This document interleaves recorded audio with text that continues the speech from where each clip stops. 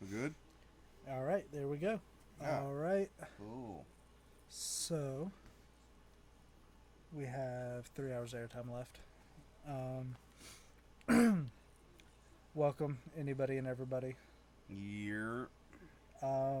This is being streamed on Reddit as well as being recorded, so whichever one you're listening to, welcome.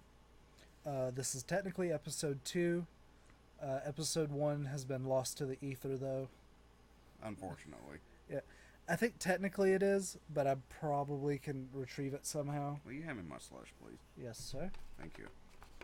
Anyways, so we were talking earlier about just random Marvel stuff, and I think that's probably where we're going to pick back up. Well, namely, we were talking about the Secret Wars. Oh yeah, we were talking about Because we Secret think Wars. that's going to be the next, 10-year plan. Yeah, I mean, I think I think it's funny. I was like, no, I think it's going to be this, and it essentially has just boiled down back to Secret Wars because everything would lead to Secret Wars. Mm-hmm. Um, As much as they're introducing, yeah. yeah, Because like Kevin Feige's making it a point to pick up the lesser known stuff and actually use that, so yeah, that's, all the more reason to think it's Secret Wars, just assumptionally. yeah. Like I said, I mean Battle World, but that ties back into Secret Wars. Yeah. But we already know we are getting Secret Invasion. We already know. I'm trying to think of other events such as that.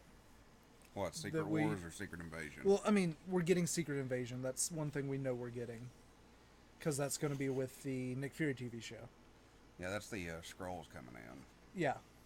Um.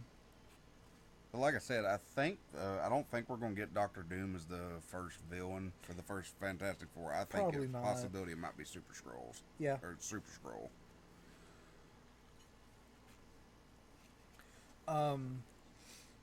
Because That would be cool, of course. well, I mean, it makes sense because we're getting the Secret Invasion, so that means the scrolls are coming in full force at that point. Yeah. And Super Scroll was the one that had all the Fantastic Four abilities. Yeah. So I mean, it would make sense to have him as the first initial bad guy. It would be very interesting as well. Of course, we're going to get the what's it called? Um, like the introduction and like setup for the Fantastic Four. Yeah. We don't know exactly how they're going to get their powers yet. It just depends on how they do whatever. I mean, I think it's a running theory that that at the time of the snap they were out in Yeah. their vessel in space, and whenever they get snapped back into existence, they're going to get snapped back while they've gone adrift, and they're Yeah. going to be right there at the cosmic cloud or whatever. Yeah. That would be awesome. Um, Now that being said, there's less than a year between Endgame and Far From Home, ain't there? oh yeah. Yeah, It's so just I think it's just a couple of months if I'm remembering. so they could probably do correctly. that. That'd probably be how they integrate them in, and then they'll probably skip time a little bit just to kind of compensate for the current ongoing stuff. Because Yeah.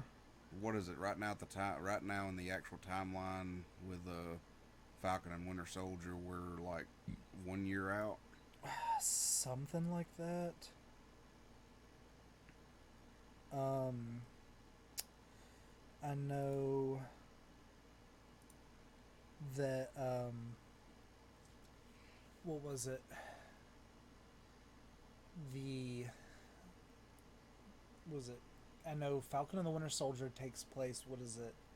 6 months. Yeah, it's not real long. I mean, we're And still fresh off of yeah, the after effects of Endgame. and it's going to be like that for a minute because of the way the time skip and everything. Mm-hmm. Um, Also, what I'm was just it? ha- I'm just hap- WandaVision? Yes. That was what, 3 months? Yeah, because it was WandaVision, then it was Falcon Winter Soldier, and then the next series is Loki, which comes out in the next Yeah, which week. is pretty much like, which is weird because it technically takes place in 2012. Yeah, but it's gonna jump time streams. Yeah, and all that. we shit, already know so, that. Yeah. that may be like the initial precursor because they said that they were treating the first shows as like a trilogy. Yeah. So I think Ooh. this will set the stage for what's actually going to come on later on after Loki's had its run. Because Yeah. by the time Loki's over, we'll get Black Widow, Yeah. and then just from there, I feel like that's going to be the real start to the new phase. Yeah. Because it feels It like feels like this is cleanup. yeah, not even cleanup. It's just like moving past what's happened and trying to just kind of go forward with what's happening now. Like I said, they're pretty much doing cleanup. Because you get now we've got the introduction of true magic, Yes. not just We've got the Eldritch magic, and we yeah, have and now we've got like additional like actual mysticism. Yeah. mysticism, yeah. Which Oh, I'm dude, so excited still for. I'm still buzzing over that ending to I WandaVision. know. We That both. I yeah, remember. I thought we were both gonna lose it there. we did. We did. I thought we were gonna lose it more, but Which I remember seeing something the other day that Doctor Strange was actually originally going to be yeah, in the ending. he was going to. It was Kinda, going I'm to kind pretty of much end wondering. the same way, but Yeah, Doctor Strange was going to be in there somehow. I don't know how or anything like that, but literally, like, what would you do if Multiverse of Madness is literally just a Catch Me If You Can type movie where he's chasing after Scarlet Witch the see, entire time? that's what I was thinking this entire time since WandaVision's come out. That's what I've been thinking. Just a legit Catch Me If You Can running after her through all the different multiverses or all the different multiverse Like realities locations and and everything. everything Oh, because she's trying to find her children and he's just chasing after her because she's causing so much chaos. Bedlam. Yeah. Yeah. That was one of my thoughts originally, and it's I wouldn't be mad. Not really, no. I mean, I'm so like excited for Doctor Strange because I mean we have legitimately no idea how it could go because there is endless possibilities of how they could handle it. Yeah. Which we know it's going to be a horror movie. That's what they've said. It's going to be the first actual like horror style Marvel movie. Yeah. So I don't know what that could entail. I know we're going to see some stuff that's really just going to just mess with us to the core. Yeah. So I'm anticipating that for that sole reason because, I mean, horror's not about being scary anymore. It's about shock value. Yeah. And if Here comes anybody, our first tangent: horror movies. We've and if, talked about this before, but not on stream. I'm not a big fan of new horror movies. no, it's like I said, new horror movies ain't like they used to be because like back in the day, it was about scaring everybody. It Like, didn't matter what it was, whether it was jump scares or just somebody getting killed on screen in a, yeah, unique manner. like It to was this about day. just like scaring people. Yeah. But now it's all about shock value. It's all about suspense, Yeah. which is not a I bad mean, thing, but it yeah, just kind of you can really lose it's focus on kind of what you're trying bland. to do. Yeah, Like one of my favorite movies of all time and my favorite horror movie of all time is the original The Thing. yes, Well, not the original The Thing from Outer Space, but John Carpenter's The yeah. Thing. Such a good movie, such I'm a good very, story. I'm very excited for the remake, Okay, only because John Carpenter is doing it himself. yes, that's what I was going to say. I'm hopeful because of that, but I'm still a little iffy. Oh, I mean, obviously, but if it's anything like what we got reimagining of Halloween, I'm perfectly okay with it because See, Halloween was good. I wasn't a big fan of the first Halloween movie or like any of the Friday the 13th or Nightmare on Elm Street. The like slasher flicks just aren't my thing really. I never could really get into them, and Oh, I know why. they were always my main squeeze. I never really watched them when I was younger, Mm. but I heard people talking about them all the time, and I just kind of got tired of it because that's all people would talk about. Like that was the only horror movies they had watched. Well, I try to approach horror movies, especially now. I try to approach them the same way that I did music. It's like Yeah, I'm gonna try it. Like I'm gonna like listen to it at least once before I actually give an honest opinion of what I think about it. mm-hmm. And because this is what got me started in horror. When I was 6 years old, Tales from the Crypt aired every Wednesday night at 6 o'clock, and I was always in front of the TV for it. I'm trying to think what And the I first. was watching that when I was 6 years old. I think the first actual, like, what you would consider a horror movie that I watched was Alien, the original Alien. Yeah, the original Alien is a horror film. I don't care what Yeah. anybody Oh, says. definitely. And it's beautiful. It's the Love best that movie. one still. So good. As much as I actually did enjoy Prometheus, I was and about to Alien say, Covenant, unpopular enjoy opinion. those. I actually really liked Prometheus. I give it a lot more credit than most people do. Which the best statement I've heard about the new one, Covenant. The best statement that I've heard yeah. about it was it was a good Prometheus film. Mm-hmm.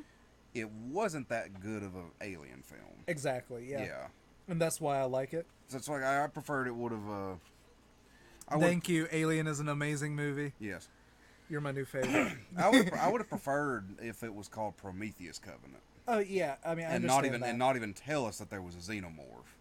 Oh yeah. If they would have gone that direction as far as the marketing went, I feel like it would have done better because That's you had the another thing. tie-ins from Alien just initially from the start, and you knew it was going to be just wonderful. That's another thing is that I feel like trailers and marketing and everything ruins a lot of movies now.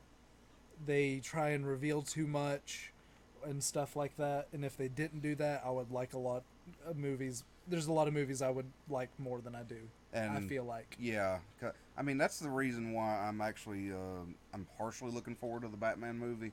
Yeah, because they only filmed like so much of it, but they used what they had filmed to make a teaser trailer. Yeah. And from what I understand, that was using the first actual 15 minutes of the film, which is the proper way to actually make a trailer. You don't need to tell too much. And the same thing with Endgame. Mm-hmm. They only use like the first 20 minutes worth of footage in there with maybe just like a little couple of screenshots of later on. Yeah. So, like it had like... You don't know what's going to happen. You just know that something's going to happen, and it's going to be something massive. And it's just not... It didn't give away too many details that you were still sitting there just kind of glued to see what would happen instead of being like, oh, yeah, I saw that in the trailer. Yeah. So... I'm hoping that's how Loki goes. Mm-hmm. Because we saw some pretty good stuff in Loki, but they didn't give away too much. Yeah. And I like that. Especially like stuff with the TVA. We don't really know how all of that operates. Polybius. Polybius, yes. Polybius, yeah. Yeah, Goosebumps. Goosebumps, yeah, big time. Oh, it's been a hot minute. I think I read more of the books than I watched Goosebumps. Oh. I watched a handful of them, like the popular ones, like Night of the Living Dummy. Was it like The Mask? I love the Haunted Mask. Yes, yeah. That was one of my favorites. I loved Goosebumps the show. I love the books even better because the show didn't even like scratch the surface of everything he wrote because there was at least like 70 of the original run. I think the original Goosebumps books were like one of my first introductions to actual like horror stuff like that. Yeah. But it wasn't long after that I jumped straight into some Stephen King. Okay. While we're still on this topic, what was your favorite Goosebumps book that you read? Ooh, that one's hard. One of my favorites, like I said, Haunted Mask was one of my favorites when I was younger. Yes. What was it, The Blob or whatever? You know what I'm talking about? Attack of the Blob, I think. Yeah. Yeah. That was my favorite. My favorites was actually the Monster Blood books. That's runner-up second. Monster Blood was so good. Yeah, all four of them just like... The fourth one was the fourth one? Was that the one that was like... the blue ones that split apart. But I'm trying to think, like, which series was that one in? That was Goosebumps. No, I'm talking about, like, which sub-series of it, though. Because was it the... Because they did... After the original run, they did... a handful. You know what I'm. You know what I mean. I'm talking about the original four. Yeah. Because they were all part of the original run. The fourth one was one of the last ones they put out. That's scary. We got a comment. We got another.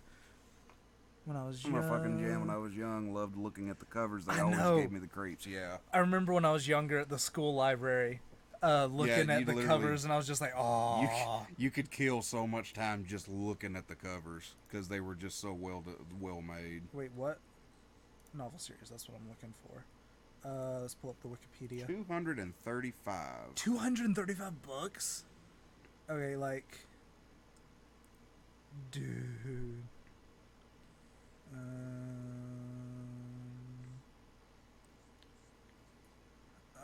It'd be up here, yeah. Number of books, 235. Yeah, 235 published original series.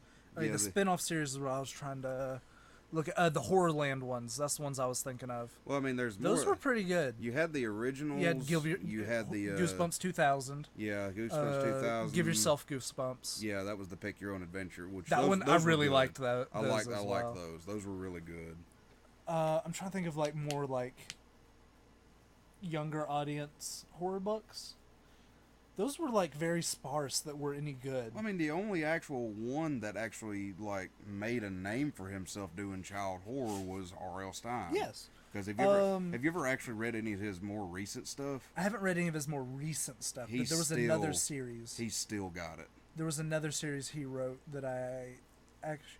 Rotten School was decent, and so was Mostly Ghostly. I really liked that one. But Rotten School was just different. Yeah. Did you ever read any of those? I don't believe so. I think the only things I actually read by R.L. Stine was the Goosebumps, and then there was just a few of Did you never read any Mostly Ghostly? I don't think so. It was like, was it like, I think it was Ghost Hunter type stuff? I got you. Like, yeah, because like he could see ghosts and everything. I really liked it.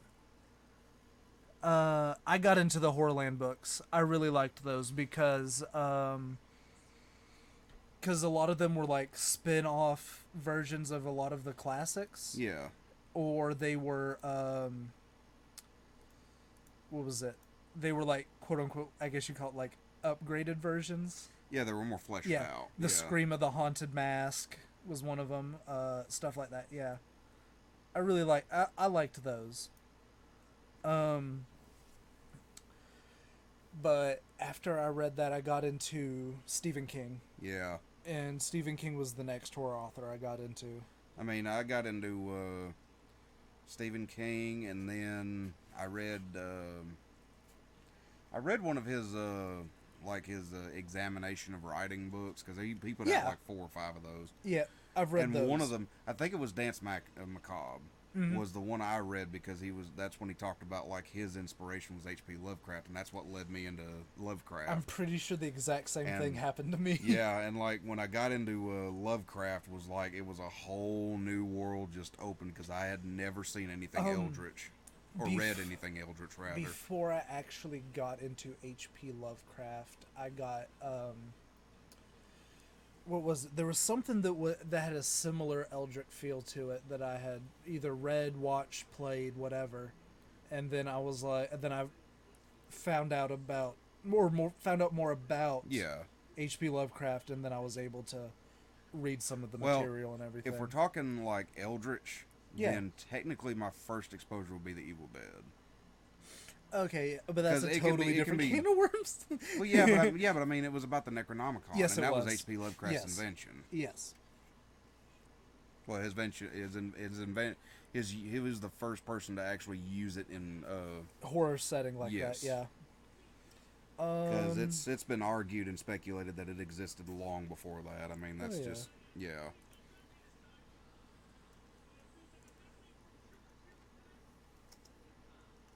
I'm about to look it up. I mean, H.P. Lovecraft was like, he was literally almost exactly like Tolkien, because he invented that genre. He was the one who just invented Eldritch horror.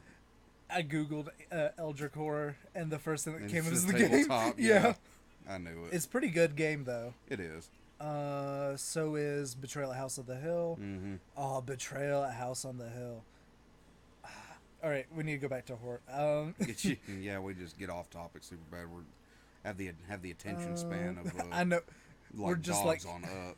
Just us trying to stay on a topic is trying to herd kittens. Yeah. Because I tried to go to the wiki page and it didn't even give me a suggestion for like you're trying to. Well, you'll have to actually search the word Eldritch probably, because if I'm not mistaken, he invented that term as well. Maybe.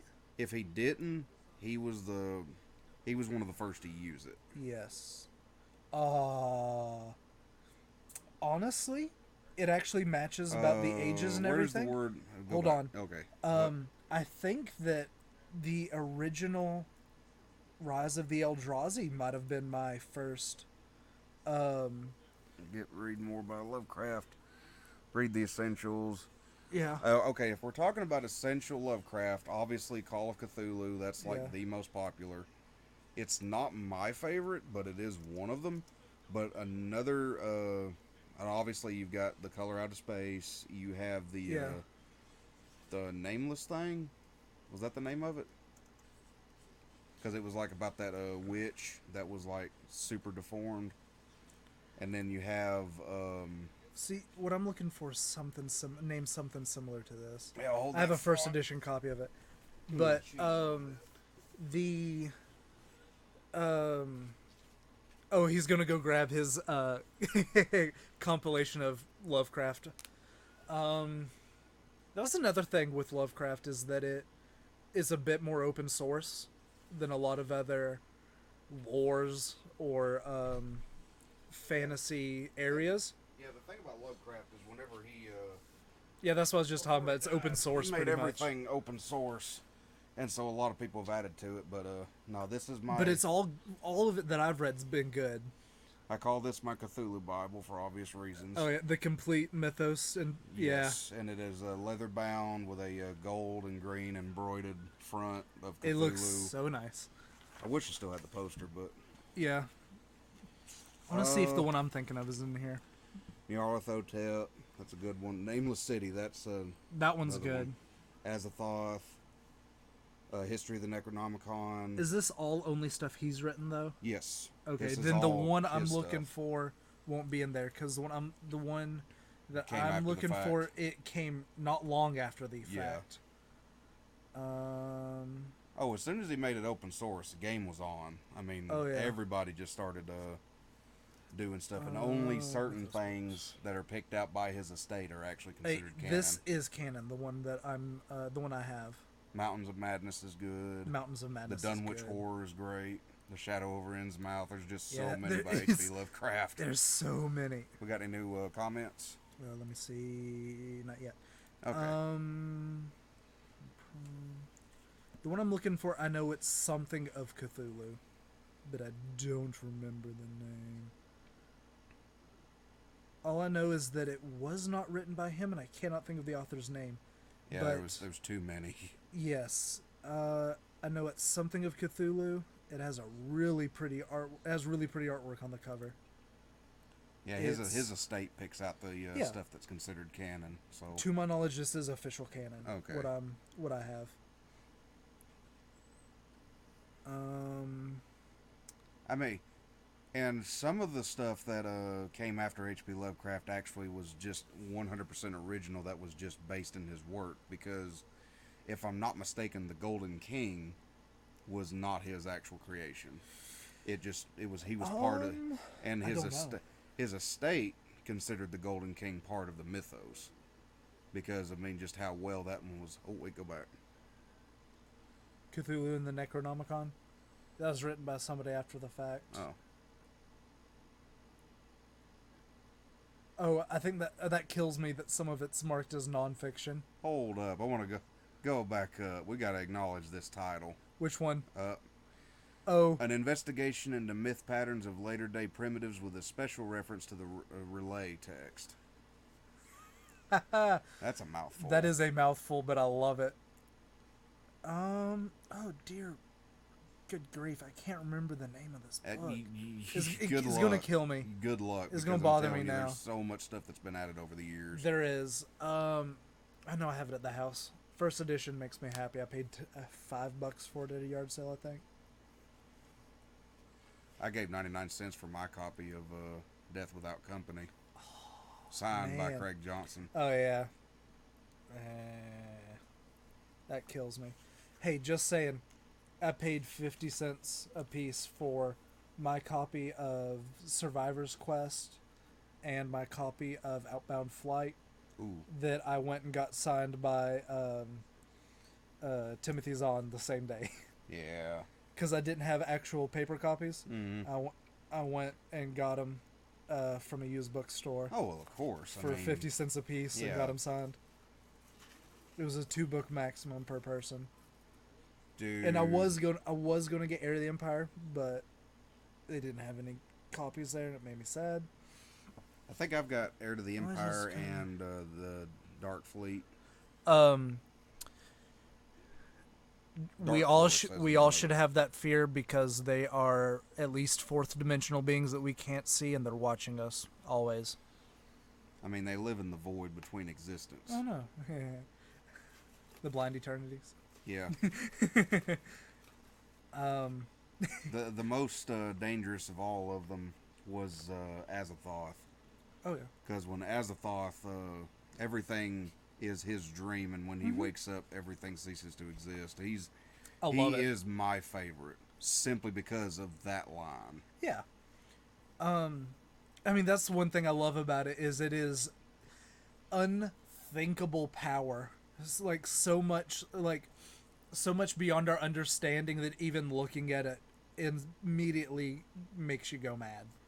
But yeah, because like there's no Can't even comprehend it. yeah, there's no actual depiction of any of the stuff that H.P. Lovecraft talked about except for certain things that actually were described in detail. But at the same time, Azathoth Actually, and a few others, they only have vague descriptions because our mind cannot fathom what they look like. I know what my first technical introduction to anything Eldritch or like Elder God like that is. It. Thing in the Ice. Oh well, yeah, that too. Yeah. Because I didn't read. Well, that's another thing is I don't remember exactly when I read it. If it was before or after I had like first started playing Magic a little bit before I got into it. I've read that book like 4 or 5 Oh, times. I have two now. I still prefer the original to the new one. Oh, duh. Yeah. Nothing can beat Tim Curry. No. It's Mwah. just. I feel like they did good with Skarsgård Yeah. because he really, really just melted into that role. But nobody can outdo Tim Curry's level of energy that he puts into his tone and his presentation of how he actually acts as the character. All right. He's the best Satan by far. Oh yeah. Well, he Yeah. wasn't technically Satan, but I mean, might as well been. Yes. Nyarlathotep, yep. Loki from Norse mythology, just fucking with humans and breaking out their minds for the fun of it. Yes, I Yeah. agree. I mean, that's one reason Loki is my favorite humanoid character in Norse mythology. Other than that, I can't think of his name right now, but it is the squirrel that lives in the world tree is my favorite because he just runs rumors up and down the tree and it's hilarious. Yeah. Half of which he makes up, and it's so funny. Like between like the world serpent and everything else that lives in the tree. Yeah. I love it. Dude, I'm so ready for God of War Ragnarok. Yeah. Man.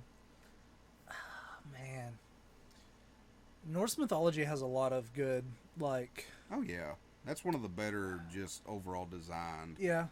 I know Greek gets a lot of hype and everything. I mean, I like it as well. I love mythology in general, though. Well, the thing about the Greek mythology is it's more, what's the word? Organized. Yeah. I guess is the right way to put it. Well, it's been not organized more over the years. Yeah, not necessarily organized. More trying to Compiled. no the word's on the tip of my tongue and it's leaving me, and it's killing me because I can't remember it. Yeah, Adapted. formal. Oh, okay, yeah. That's the better way to put it. More formal. Rick Riordan. I love his books. Those were so good. That was one of my first introductions to mythology when I was younger. Or first major introductions to mythology. That's what got me to fall in love with I think technically my first would probably like Clash that. of the Gods or Clash of the Titans, okay, yeah. the original yeah. from like way back when. Yeah.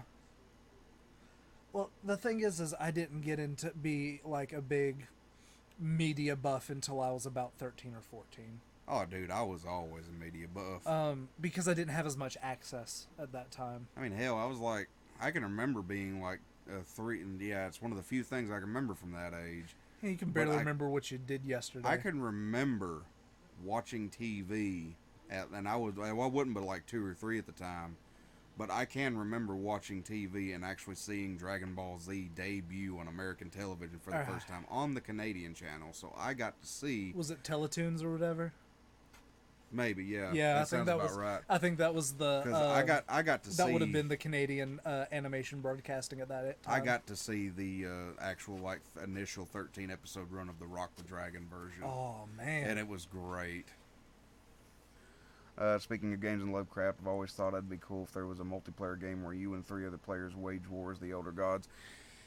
Okay, that would be pretty fun. It would be, but the I prefer personally like when it comes to games and tabletop as far as Eldritch goes, I prefer playing as the human because it makes it more hopeless to an extent. I get what you're saying. Because it feels like because if you're one god fighting another god, I mean you're pretty much almost near level matched as far as power goes, or at least you're in the same ballpark. But when you're a human, you stand no chance, and you've literally got to beat every single bit of the odds to make that happen. Yeah, and it's just it's more fulfilling. What I'm hoping they're getting at, and which is what I would like, is just like an open world sandbox type game where you can just fuck around and do whatever.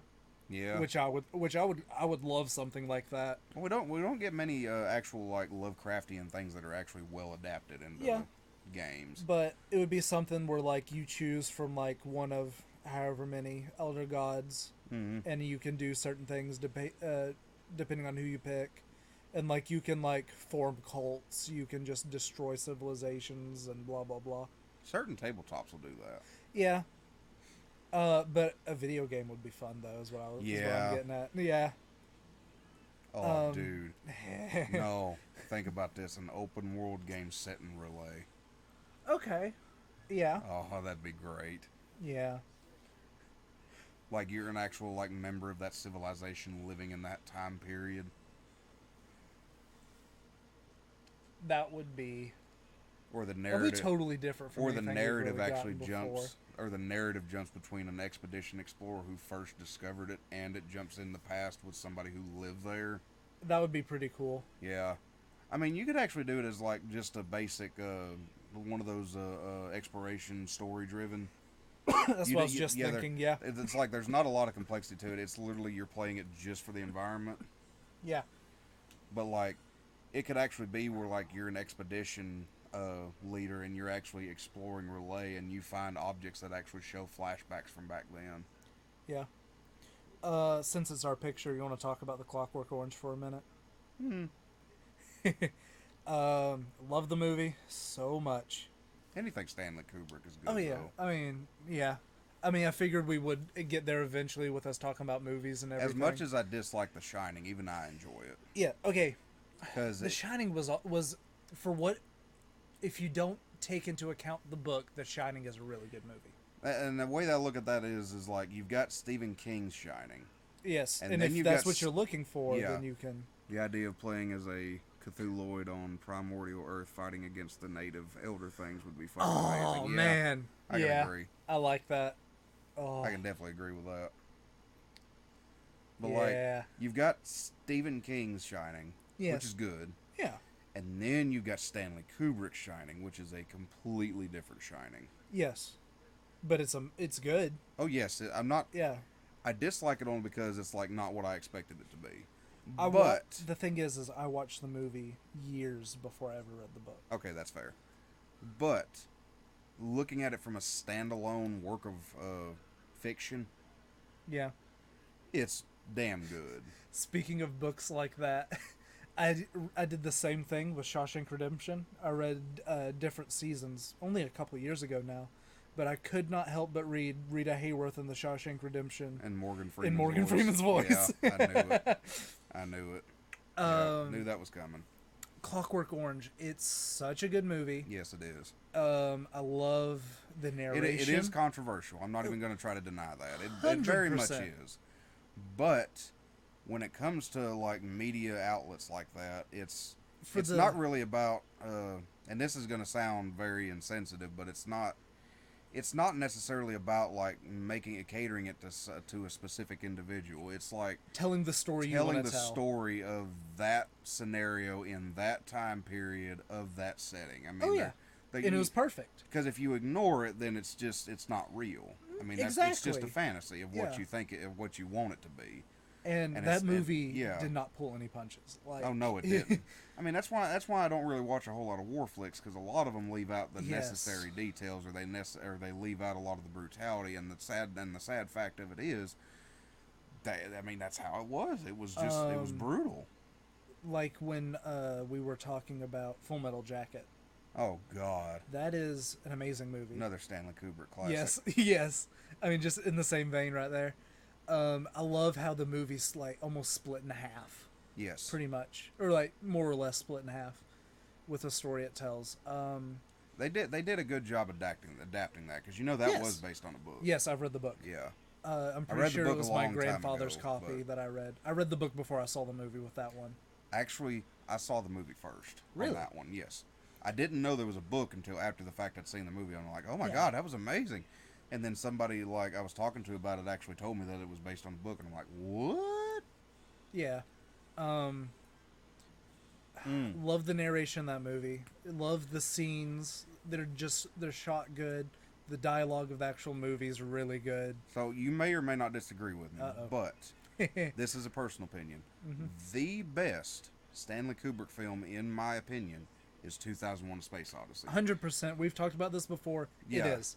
because like that one wasn't just like him adapting a book or any of that. It was literally just him working with Arthur C. Clarke and making that movie. The entire section where the platoon is pinned down by the Vietnamese. Yes. Yes, That is really good. I still get chills from that scene Oh because yeah. it's just like that's what I mean. It's like it's just that feeling of hopelessness. What about And like once it concludes, it may not be satisfaction, but it's still like relief. my When it's favorite just, you know, my favorite scene, and I think it just kind of captures the whole vibe of the movie, in my opinion, is the very end, I think it's actually the very end where they're marching.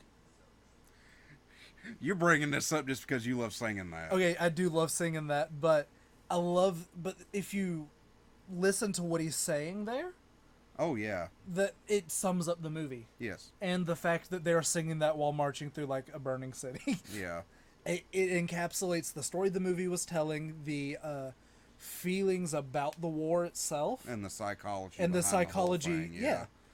because contrary to popular belief, CGI is not the most important thing No. about a film. Psychology is. Yes, exactly. Because- And I think that's why we love Stanley Kubrick so much. I mean, even in other movies that we watch, we could ignore the bad CGI just Yes. because they captured the psychology. And we've talked well. about that Yeah. several times with movies and stuff. Yeah, Um, but no, 2001 was the best. 2001: Stanley Space Kubrick. Odyssey. I mean, Such a good movie. you had Arthur C. Clarke actually helping him make it, and that you do not see them actually working was- directly with the author making it on a. Not very often, especially now. And I've read I've read all the Odyssey books. I can still vividly remember the Vietnamese girl begging dude to put her out of her misery. Oh yeah. Yes. Yeah. Yeah, like we said, that movie just captured so much of Because- the era Yes. and people's feelings about the war and the reality of it. What really And everything. what really makes that dark though is if you think about it, she spoke those words fluently. Yes. So that is literally one of the phrases that they learn just to communicate with the Americans. And that's kind of scary. It is. I mean, Or it's like- it's all about the psychology. Yeah. Of it. But back to 2001. It is Yeah. a brilliant book with Yes. that was adapted into a brilliant movie with brilliant composing, writing, cinematography, effects, mean- especially for the era, and even now they Well, I still mean- hold up well. Well, I mean, the thing that makes the movie so great is it's like one of the few movie to film adaptations that followed the book almost scene for scene. Because see- Still the best So- adaptation, and this is weird, and I still think it's kind of funny that this is the best adaptation of all time, is the movie Holes. Yes. is the best. Is like the most accurate Yeah, because book to movie there were adaptation. very few things that weren't in the To movie. my knowledge, nothing was added. Like nothing was really Nothing added. extra. Yeah, nothing Yeah. extra was really added. Like there was a little bit of dialogue and like maybe some scene showing Yeah. that was added like for a little more to make the viewing experience better Yeah. bec- because it was being adapted from a book So to a movie. since we just said viewing experience, Uh this is oh. going back to Space Odyssey. Yeah. See, I actually tried watching the movie before I read the book, and I can actually speak because I mean I don't have a very high intellectual thought process, but I'm being frank here. When I first watched it, I had no idea what was going on, Oh yeah. I feel and then like that movie is the definition of fan service, maybe for yeah, movies.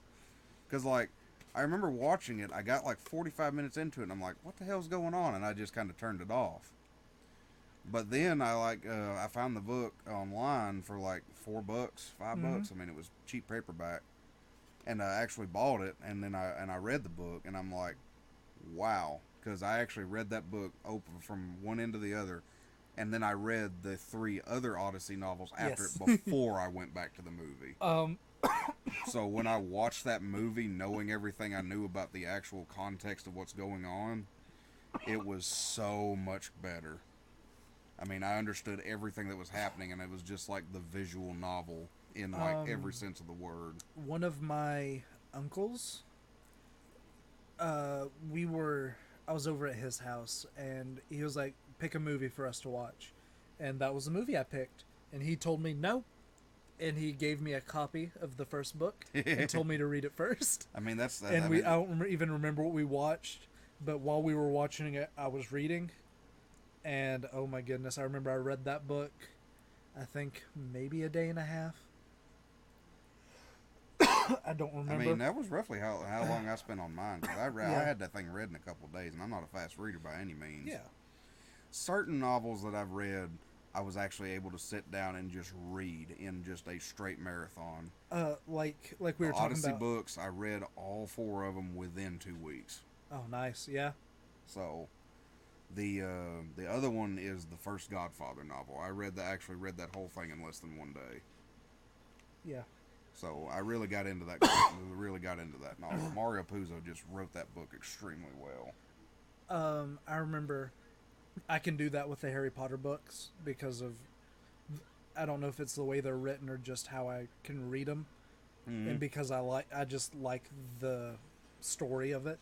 But I did read, I think it was the third and fourth. It was either the third and fourth or fourth and fifth books, back to back in less than 18 hours. Damn, Yeah, that is an accomplishment. 'Cause they kept getting thicker. I know. That's what I'm saying. Like I don't remember because three and four were almost the same size. Three was a little bit thinner than four, but then four and five was a good bit Oh, thicker. four was a Yeah, damn. Yeah. and four is my favorite. Goblet of Fire. Is it sad that I measure my books by potential murder weapon? We've talked about that a handful of times, and I love it that we talk about that. Because you throw a small little like 200-page paperback at somebody, it ain't gonna No. hurt. But if you chunk a damn hardcover Webster's dictionary at somebody, you're gonna do some damage. have I shown you my dictionary I have at the house? That's my murder weapon. No. It is I think it's from the 20s. I don't remember what organization, like what school of whatever, the dictionary is. It is that thick, Good God. that I wide, can believe it. that tall, leather bound, big boy. I'd say it's at least 7 inches thick, at least, if not thicker. It's probably thicker, but I also have a German dictionary that's about half that size, and it's from the 60s maybe. Um, but I do have a couple murder weapon books. What the hibbity bibbits is this? Oh, like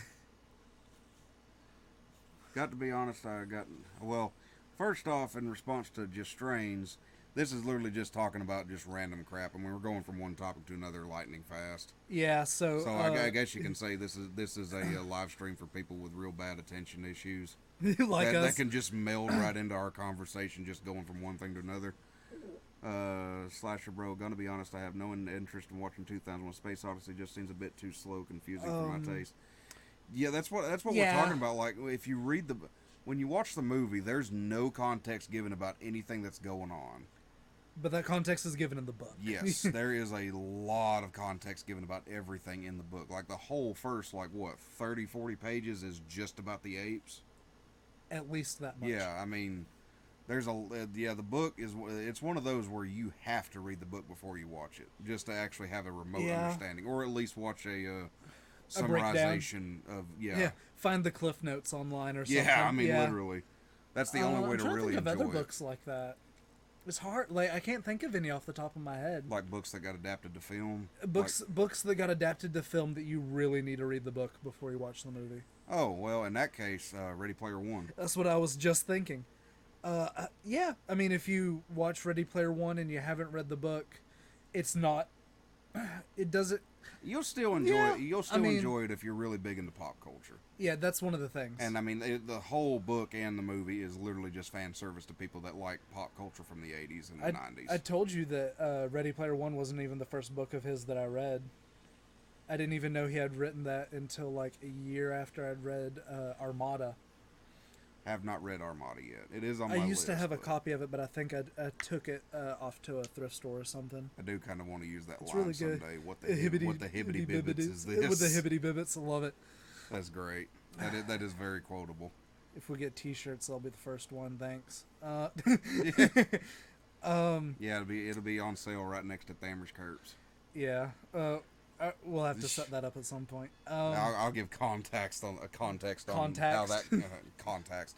I'll give context on how that whole thing came about here in a little bit, probably, because I'd imagine the topic will come up eventually. Yeah, probably. I mean, at this point, yeah. But with like 2001: A Space Odyssey, the books are so good. Well, I mean, okay, so I won't lie and I won't sugarcoat it. The plot does taper off about the third one. It does. It just kind of starts going downhill, but you can go without reading the fourth one, in my opinion. you can go without reading the third or the fourth. Yes, Because I do like the third though. The first two is an amazing duology. Is that what it's called? Duology. Yeah. The first two books are amazing duology. The third one is where it starts kind of getting a little bit drawn out, and then it just kind of has a somewhat of a cop out ending at the end of the fourth one. I have some books at the house I need to get for But the reason you really put forth the effort to read the third and the fourth one is just to see Arthur C. Clarke's vision of the future. Yes, and I love it. It's 2001. Mind you, these were written in the 60s. Yeah. Or the first one was anyway. Yeah. The first one is 2001. The second is 2010. The Then third it's is what? 2061. And then the fourth one is 3001. Yeah. And just his vision of how he tried to expect science to be, it was very far-fetched, but certain bits of it actually did come to pass. Yes. I mean, he did predict a lot of stuff. Same thing with some of the other like hallmarks of the era, like going off the Look at the books. I want to just express my love. Bram Stoker's Bram Dracula. Stoker's Dracula. Yes. Classic horror, like we said earlier. Mwah. Yes. Stuff like that. See, it's bad because when it says Bram Stoker's Dracula, my initial thought actually went to the movie with Gary Oldman, which was a damn good adaptation. It was a damn good adaptation.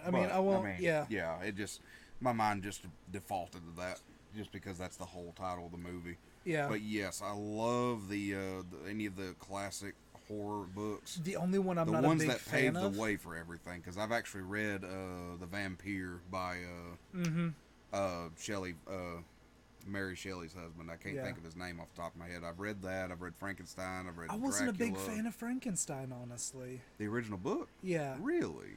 It just I don't know what it was about it. It might have been because I was forced to read it in Okay, school. that's fair. And I just wasn't a big fan of it. But books I'm not a big fan of. Dear Lord, do I hate Pride and Prejudice and To Kill a Mockingbird. Those are my two least favorite books of all time. I didn't even read the book of To Kill a Mockingbird. I just watched the movie, I had to read it for school. and I fairly Hated enjoyed it. the movie. My favorite book I've had to read for school that I hadn't already read, or no, I had already read it. There's not very many books that I had to read for school that I liked that I hadn't already read, but one of my favorites was The Invisible Man. Yes. That is H.G. Wells. Yeah, H.G. Wells. Yeah. Yeah. I mean, Yes. it's a good classic. Like, Yeah. is that horror? Would you consider that horror? Or more like mystery thriller? It's kind of a mixture of the two. Yeah. Because I mean, at the time, anything that was like taboo outside yeah. the norm was considered horror, and that's why it got made into a movie, and why the movie from like the 30s is considered a horror film, because and it's you know, a classic still to this day. dude, like William Shakespeare was considered horror in his time. Really? The scene with the witches and everything, that was considered horror. That's still, because at the time that was like the taboo subject that just really scared everybody. Toil and trouble. Yeah, I'm not even going to go into that. The thing is, my brother used to be able to do the whole monologue, like the whole witches thing. Him and I because him and I we love classic literature as well. There was once upon a time I could actually give the full monologue of Mark Antony from Julius Caesar. He can do that one as well. Jeez. I don't know if he still can, but I know he could at one point. Yeah, at one point I could. Good lord. But always, like around his birthday, it's always Et tu, Brute. And like Beware the Ides of March, blah blah blah. I mean, that's just always like middle of March. Him and I always be like, heck yeah. Because I mean, that's one thing him and I connect on a lot is books and I mean, just media in general, yeah. Because games, TV Books. shows. Like, one thing we really connect on is JoJo's Bizarre Adventure. And he got me to watch that. I fell in love.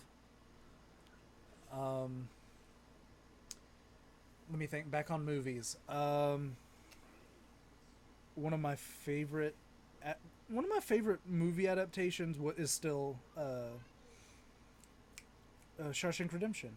Like, yeah, I love that movie. good movie. I mean, I love the narrative of it. Mm-hmm. Because I think that's the biggest thing about it. Yes. I like is it just that really like just presents it on a personal level. Yeah. The Or movie like, was great. That movie is literally like the epitome of a friend of a friend who went to jail with this one guy. Like, yeah, It's just like, yeah, it fit well. I mean, just Yeah. that narrative was it's just like actually very a guy fitting. telling a story Yeah. about his friend that he met in prison. Like, that's what it is, and Yeah. I love it. And then, man, the only guilty man in Shawshank, though, Morgan Freeman. Yeah. And one of my favorite lines in the movie is, like, why do they call you Red? And it was like, maybe it's because I'm Irish. And I love that. Yeah. That and what was the other one? Oh, like, Nobody's guilty in Shawshank. no. I like to think that the last thing that went through the warden's head, other than that bullet, was how did old Andy do it? I love that. Read Shakespeare's Romeo and Juliet in school, and I gotta say, it's a lot more entertaining if you look at it as a satire of the love at first sight trope. Yes, it is. Yeah, it is. Because I wrote a paper about that in school, actually. Romeo and Juliet's not even his best work, in my opinion. It's one of those that's super overhyped. I love, like, Julius Caesar. To an is a really extent, good because one. you also got to keep in mind like the time period it came out in. Oh, yeah. Because I mean, Shakespeare was well ahead of It's his time. pretty raunchy, too, like, comparatively. Which I will put it out there. I'm one of those that does not think he wrote everything. Oh, yeah. I do kind of believe... Some of it I feel like he did probably come up with the concepts for it, but I don't feel like he wrote most of it. Like with old stuff like that, I love the Canterbury Tales. Yeah. Because those are also very raunchy. Yeah, they are. And I love that I had to read those in school because they're just so... There's something out there, was it like peasant humor, I think is what they called it or whatever. Yeah. And then like along those same lines, Beowulf was pretty good. The language I is. actually read that in full length, the original poem. I did too. The language is a bit iffy because It's Old still English, it's yeah. still like Anglo-Saxon, Yeah, like it's whatever. translated Old English, so it's Yeah, got it's a. I mean, well, the just saying. I another. hate reading the King James Bible. Yeah, I have issues with that myself sometimes, but My uh, thing is, it's not a true adaptation because the flowery language was added. yeah, Um, that's but another old book that's got a lot of good stories in it as well. The Bible. yeah, I um, mean, there's literally a story where some guys go into a camp with I think it's like a dozen people or something like that against over 300 and something people with pots and pans at night and just start banging them together and the guys get spooked and start murdering each other. It's just goofy so stuff like that I love. Um, Another like classic literature, 20,000 Leagues Under the Sea. yeah, Anything by Jules Verne. or I Shannon love. Dumbass. I love that scene in Shawshank Redemption. Yeah, that's Just going through good. the books, and he's like, Shannon do dumbass, Dumbass? Yeah. dumbass, Dumas. I Dumas. love that. Yeah, There's a, yeah, I used to man. know a guy that was he was a wrestler, and his Yeah, whole schmidt was he was a Canadian Pride wrestler yeah. because he came out with a Canadian flag and everything, and his name he it was not Dumas. He made it a point to actually have his name as Shannon Dumas, and Love he it. spelled it Dumass. Love it. He made it a point so that it came off like that. He even had business cards made with that name on it. Love it. Yeah, that was one of my Um, favorite guys I ever met. I remember I was pretty young when I read Journey to the Center of the Earth. I think that was the first of his books I read. My first was 20,000 Leagues. It was either that or 20,000 Leagues, and I read those when I was real young. Yeah, I those think I were. was in second or third. Right now we're talking about books. That's the current topic. We're talking about some classic literature. Yeah, just It's been bouncing around though, so yeah. I mean, strap it could in. change. Yeah. um, ooh, Oh, More I classic. mean, Dante's Inferno, Dante's Inferno. or actually really just the Divine Comedy as a The whole, but Divine Dante's Comedy. Inferno specifically. We've talked about that a couple of times. That's really good. It's kind of weird. Well, I mean, Like, obviously, yeah. anything that tries to actually explain the concept of an afterlife is usually weird, especially when they actually try to put effort into it. I'm gonna go use the bushes. Um, Bathroom I'll be break. right back. Yeah, we're gonna take a quick bathroom break. Like, probably just a minute or two, but we will be right back. I'll still be here. Oh, he'll still be here. Never mind.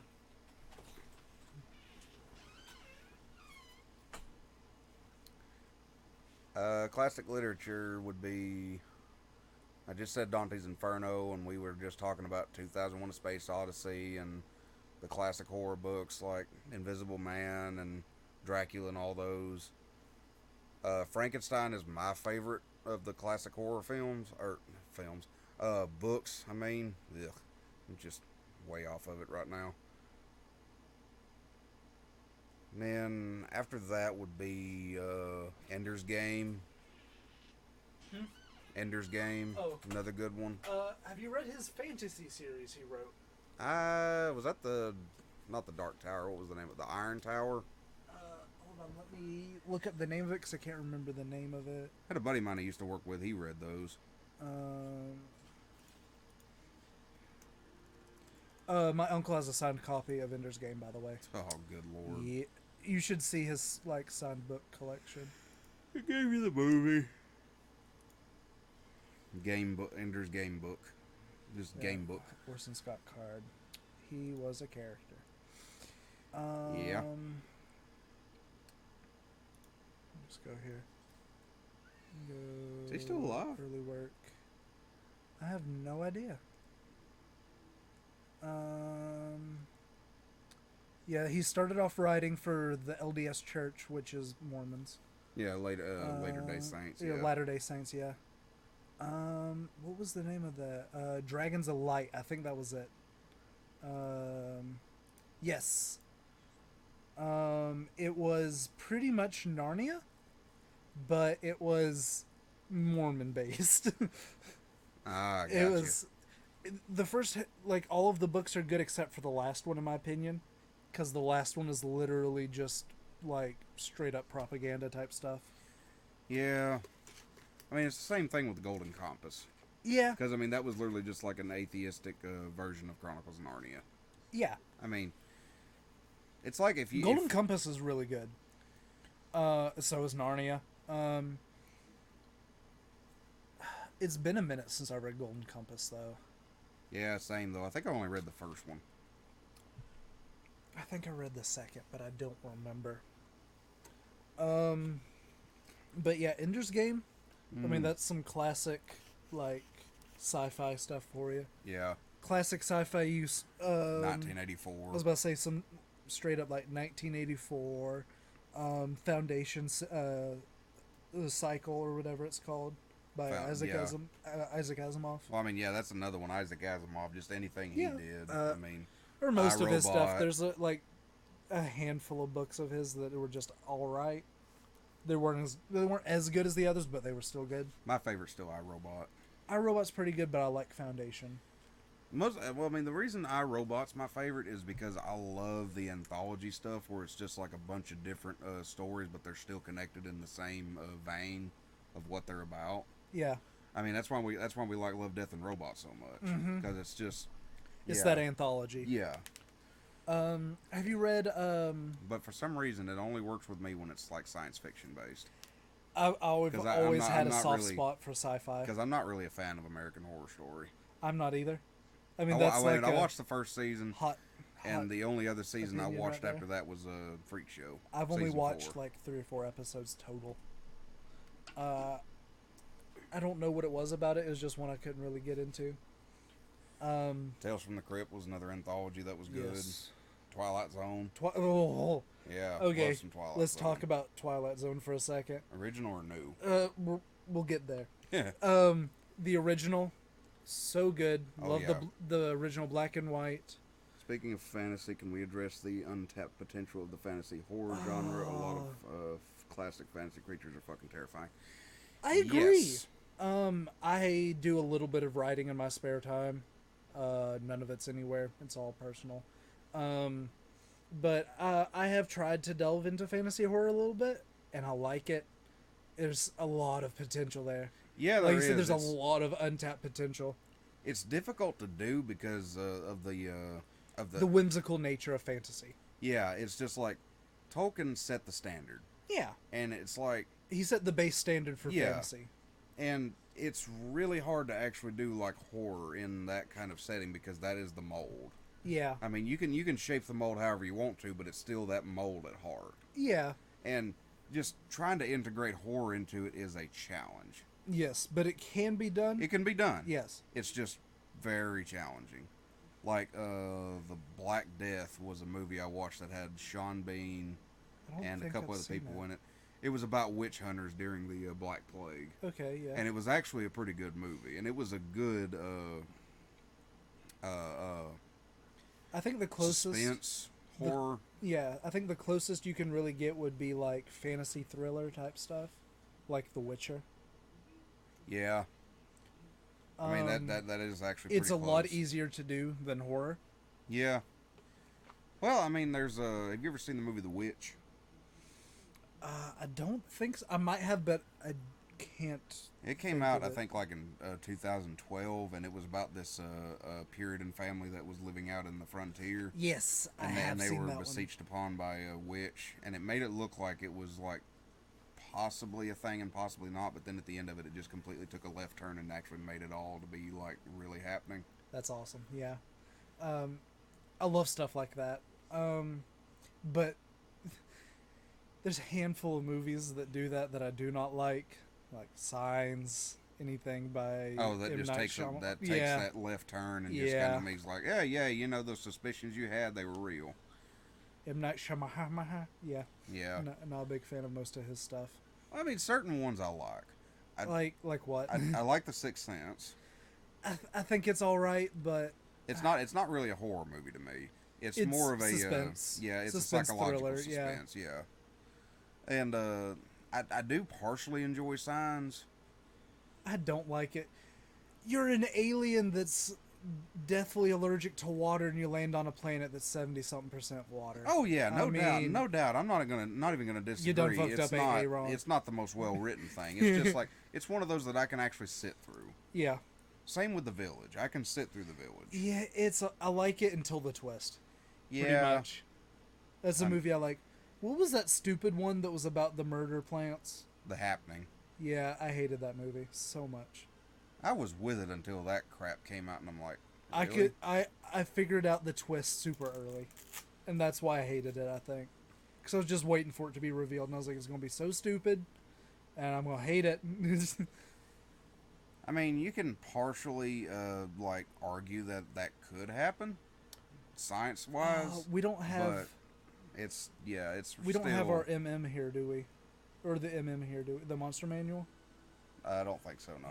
Oh, dead darn it! And my Guildmaster's guide is not here either. I was gonna flip through it and look at some fantasy creatures. I mean, I could pull up a monster manual, but Oh, if there's if there's any hook like horrors, those are kind of if scary there's looking. if I do feel like if there's anything that could be done in in a true fantasy horror, it is Dungeons and Dragons. Yes, well, Curse of Strahd. Yeah. Well, Stuff I mean, like just that. like anything that has to do with the beholder, Oh, beholders are. Oh, or man. the. You know, you could potentially add some Lovecraftian influence to a fantasy Yes. horror. Yeah. Uh, Well, I mean, anything some of Eldritch the or anything. What's the word I'm looking for? Like, elder things. not just that, but anything that's extra dimensional, I guess. Yeah. Is really easy to add that Well, I mean, yeah, otherworldly feeling to. because you can put Yeah. that in any time period and it'll work. Oh yeah. Because That's I what I mean, love. it's part of the lore that they've been there since the beginning, just slumbering. What about a 2001 Space Odyssey style thing, but it's Lovecraftian? We kind of already got that. It was called Event Horizon, Oh yeah. Event Horizon was good. which was literally just Hellraiser in space. Okay, the thing is with Hellraiser, that was another one I Now, wasn't a super big fan of. I say that in the sense that it was a gore fest in space. Yes, That's what I yes. meant. It's like 100% torture porn. Like Hellraiser just wasn't one that really like hit me. Like Book was better. yes, The 100%. Hellbound Heart. Yeah. Yes. But that's mostly because Clive Barker is a genius. Yes. Clive Barker himself. I just want to. Oh man. I just want to put a dog dressed up as Pinhead and call him Clive Barker. You're so stupid. Yeah, I know. I don't care. Another thing that I was going to bring up. Screen names. Do you just want to use Weisenberg and Nullum? I mean, I don't really care. I'll be All right. Tomathan, just like Okay. usual. Oh, okay. All right. I like it. Let me see. D&D creatures that are horrifying. I mean, like intellect devourers. Yeah, that's the one. That's the one. ugh. That's the big Kaku demon, ain't it? What? The, Intellect remember, devourer? remember in Doom the Kaku demon's the flying one with the face, the eye, and I the do and not they remember. and they based it off of the Devourer because it's like a bigger size version of it, or it's no, the Galactic Dreadnought. Yeah. Yeah. Just the idea of dropping an older thing onto an unsuspecting village sounds so cool. All that, yeah. Technically it is, but his writing was very singular and vague. Yes. That you could still take that concept and rewrite it, and it wouldn't be the Dunwich Horror. Yeah. Yeah. I mean, There's yeah, a handful of ways you can spin that. yeah. And if we're doing, Which is what I love about H.P. Lovecraft, because it leaves so much to the mind's eye. yes. Because you can read something, and then all of a sudden your mind will start trailing off about, like, what if it happened this way? Really, like his writings, like the ones he actually wrote, is more of like a base template of what you can do with Yeah. it, which is what I really like. was trying to think.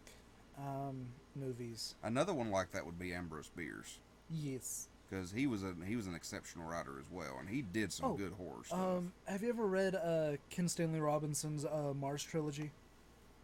No, I don't think I did. Red Mars, Green Mars, Blue Mars, No, I have not. and it's named that after like Red Mars, like as it is now. Then Mars as we start terraforming it, and then as it has water and an atmosphere and everything. Yeah, And the actual quote unquote flag of Mars is like the three stripes, like the French flag, in that order. yeah. And I love that. Another good book like that is what is it? Ray Bradbury's Martian. Was it Martian Chronicles or whatever? Is that the one that the movie The Martian was based on? No, The Oh, Martian okay. was based on the book The Martian. That was by Okay. Andy Weir. I read the book before I ever saw the movie. Did That not. is I another actually have really not read good the book. book. I think I have it at the house somewhere. I love the If movie. I find it, if I ever get it, I'll let you read it. It's really easy to read in paperback, in my opinion. My paperback is well loved. Just a straight Yes. easy read. Yeah, it's an easy Yeah. read, because a lot of it's done as like log entries, Oh, okay, yeah. and I really like it. I mean, that's how Dracula was written. Yes, So, yeah. the Scythe Cycle. I cannot think of the author's name right now, but I can actually look it up right now. That is another really good trilogy. Ooh, wee. The Arc of the Scythe is what it's called. It's Scythe, Thunderhead, and then the Toll. Neil, was it Shusterman? Neil Shusterman. Yeah, Neil Shusterman.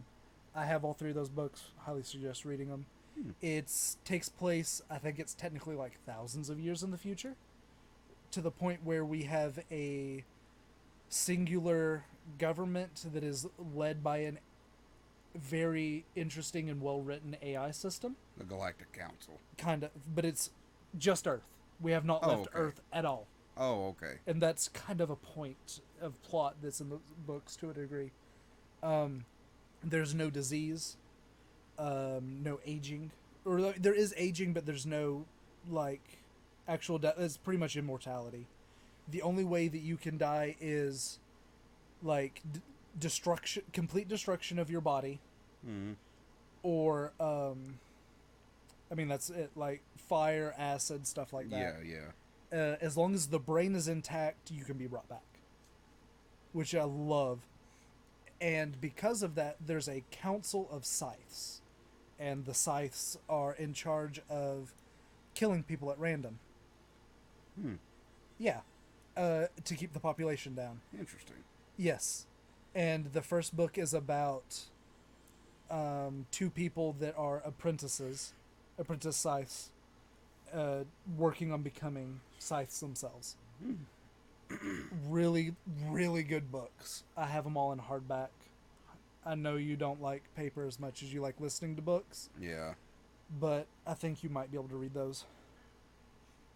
The system, the AI that's in charge of everything is the cloud.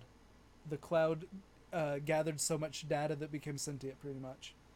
And it's called the Thunderhead, and I love it. Oh yeah, that's another thing. If you go out into space, in that, it's pretty much a death sentence, because if you die out there, you can't be resurrected. Yeah. And that was another big like point of contention with that. Other book series like that. I mean, we kind of talked about Narnia to a degree. Yeah. Lord of the Rings and Yeah, I mean those are just like classic series. Yeah. I'm trying to think if there's anything else. I did talk about Rick Riordan, like The Lightning Thief and all that. Those are such good books. The Inheritance Cycle, Aragon. Did you ever read those books? nope. I actually didn't. I did. I really liked them. I actually really liked the movie, even though a lot of people like shit all over it. Yeah, I mean, I read a lot of stuff growing up, but I wasn't like an active like searching for new stuff reader. Yeah. I always went by like what I knew was considered a classic.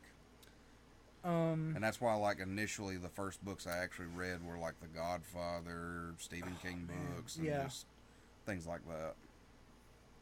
A series of unfortunate events. Did you ever read those? I love those books so much. Lemony I think I Snicket is. read all of them except for the last two. They're so good. I know I read the first one like literally within just a couple hours. In the same vein, Aaron Shan Chronicles, I'm trying to think. Cirque du Freak. Yes. Cirque du Freak. Yes. Did you ever read Maximum Ride? It was about like the angels that were like. It was pretty good. It was like closer to stuff like. It was about the same time as like Aragon and stuff like that. I really liked Aragon. I read it when I think it was when I was in middle school, maybe. I watched the movie first because the movie came out when I was younger. What did I have to read when I was in middle school? Speaking of sci-fi, I'm surprised Noah's made some sort of short story from the idea the universe has complete radio silence because something is hunting down anything that makes a peep. Oh, I like that. I really like that. Complete radio silence because something is hunting anything that makes a peep. I really like that. Galactic Quiet Place. I mean, kinda. That also kind of gets into like the theory of like the Great Barrier. Yeah. So if you get to the point of you being able to make a peep out in the universe, you just get massacred by whatever. Yeah. I like that. I'm trying to think of other book series like that. I mean, like one of the best quotes of all time is, "Oh yeah, we're either alone in the universe or we're not, and both are equally terrifying." Yes, I really like that quote. It is a lesser known series of books, but it's one that I really liked. I read it in middle school. It was the Cryptid Hunter books. I think there were 4 of them. Yeah, there were 4 of them. They were written for like middle school age, I think. I have all of them at the house.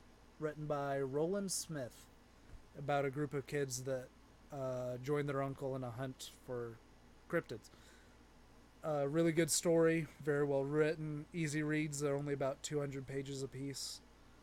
You could easily knock those out. If you're a decent reader, you can knock those out pretty quick.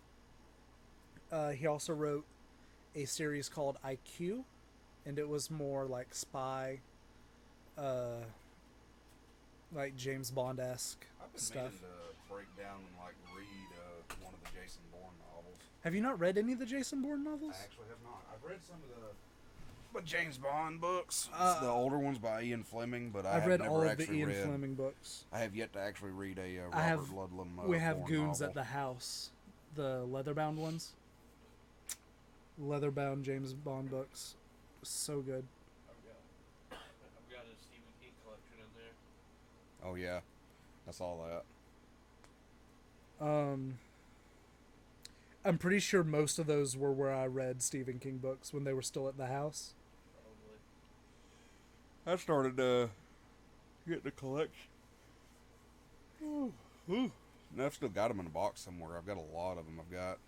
I know I've got Different Season and 4 Past Midnight.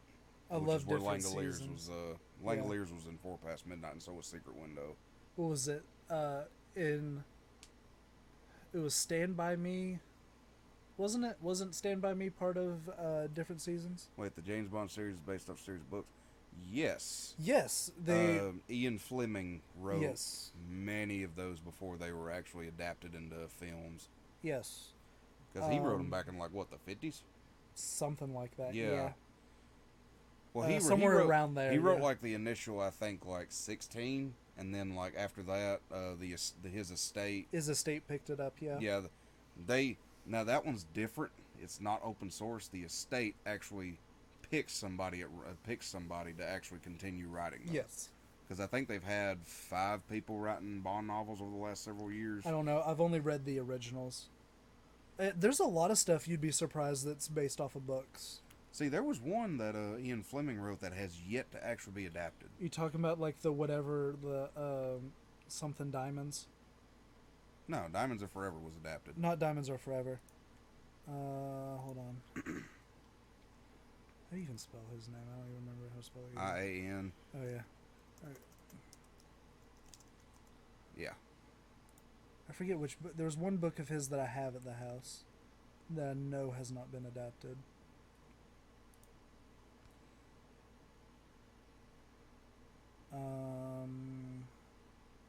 I think it was called Afterburner. Something like that. I know I have it at the house. There should be a list down below of. Oh, wait, go back. Okay, no, never mind. Yeah. Works. Here we go. Diamond Smugglers. The Diamond Smugglers. Yeah, that That's one the one I didn't was get thinking adapted. of. I have that one at the house. Uh, Oh yeah, I forgot he wrote Chitty Chitty Bang Bang. yeah, he did. I forgot he Yeah. was the author of Chitty Chitty Bang Bang. Everything that else. one's really good. Octopus Octopus in in the Living Daylights. Yeah. But my favorite, I think, was actually either From Russia with Love or For Your Eyes Only. My personal favorite, and even book and movie, Yeah. The Man with the Golden Gun. Okay, yeah. Book and movie, that is my favorite overall work of James Bond. Oh, Also, it's- James Bond yeah. was just spawned from the spy craze of the 70s. Well, it's kind of He- started it.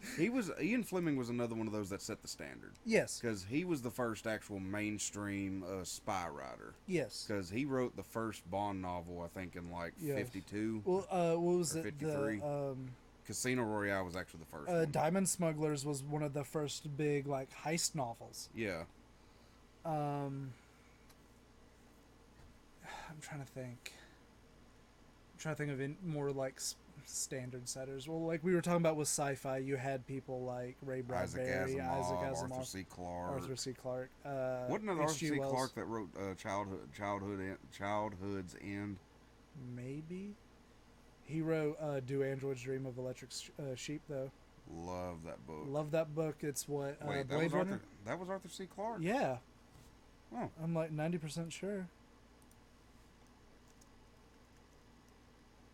No, it's Philip K. Dick. Who was it? What else did he write? There was something else that Who, Philip K. Arthur. Dick? No, Arthur C. Clarke wrote. Oh. There was something else he wrote. Oh, there was Childhood's End. There's something else The he wrote. Rings of Mars, I think was the name of it.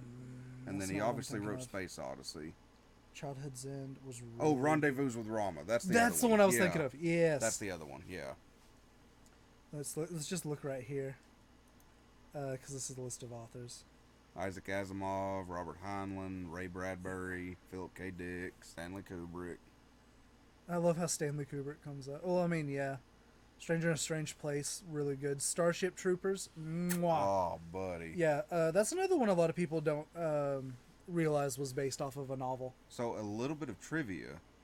The term Space Marine was actually first used in the 20s. Yes. Yeah. Let's see, more stuff. Because there that was was a based off of lawsuit novels. that was that somebody tried to do like here a while back. This game company had put out it was either a tabletop game or something, and it just like they called them Space Marines, and Games Workshop tried to say that they owned the rights to the name Space Marine, but they lost that lawsuit because the original usage of Space Marine was in the 20s, and so Yes. therefore because it was never actually properly patented, it's considered open source. I mean, yeah, Die Hard. Nothing lasts forever. Yeah, I mean, it was based on a book. Parent Trap. Yeah. Rambo. Rambo, yeah. Who Framed Roger Rabbit. Yeah. Who censored Yeah, Roger Rabbit? did you not know yeah. that? I Or, like- did. I forgot about that. It's really good. Full Metal Jacket. The Short Timers. Such a good book. There Will Be Blood. Yes, that was based on a book. Good movie. Mrs. Doubtfire. I forgot that was based on a book. I haven't read it. And I didn't really care about that. Drive. Yeah. The Town. Clueless. Cruel. Yeah. Cruel Intentions. Slumdog Millionaire. Yeah. Death Wish. Yeah. Yeah. Who The goes Thing. there? Yeah. The Thing. Fast Times at Ridgemont High. Ah, it's another classic movie. Yeah. Ferris Bueller's Day Off is another classic movie. Silver Linings Playbook. Yep. Iron Giant. Yep. Psycho. Mm-hmm. Another classic. Psycho was actually the first movie that had a flushing toilet. Yes. Which I think is funny. And it's weird when you think about that.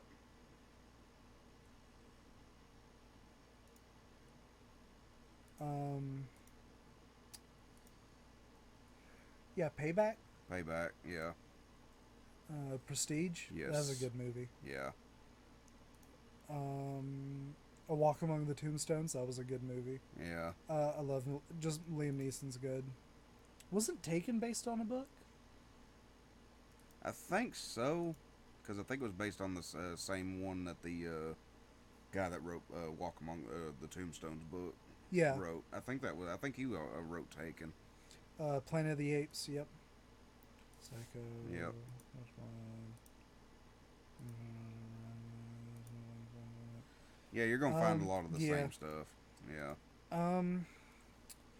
There's so many good, like, books are such a versatile form of media, in my opinion. You can tell so many different types of stories in so many different ways with books. I mean, there's so many different actual like works of fiction that I don't believe a single human being could read them all in a lifetime. You can't. It's I mean, impossible. yeah, Like, it's just like there's so many things.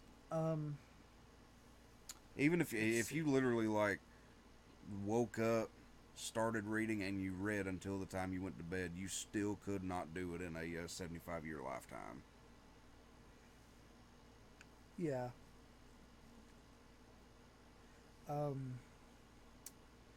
Do Androids Dream of Electric Sheep was a really good book. Yeah, Blade Runner was amazing. Blade Runner is such a good movie. Yeah.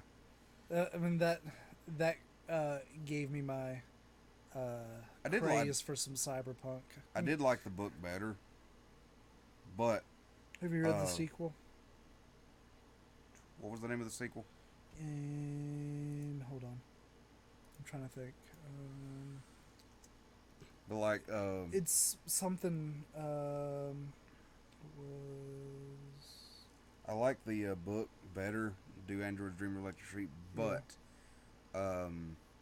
Ridley Scott's vision of Blade Runner was so amazing and spot on. His primary basis and The Edge of Human.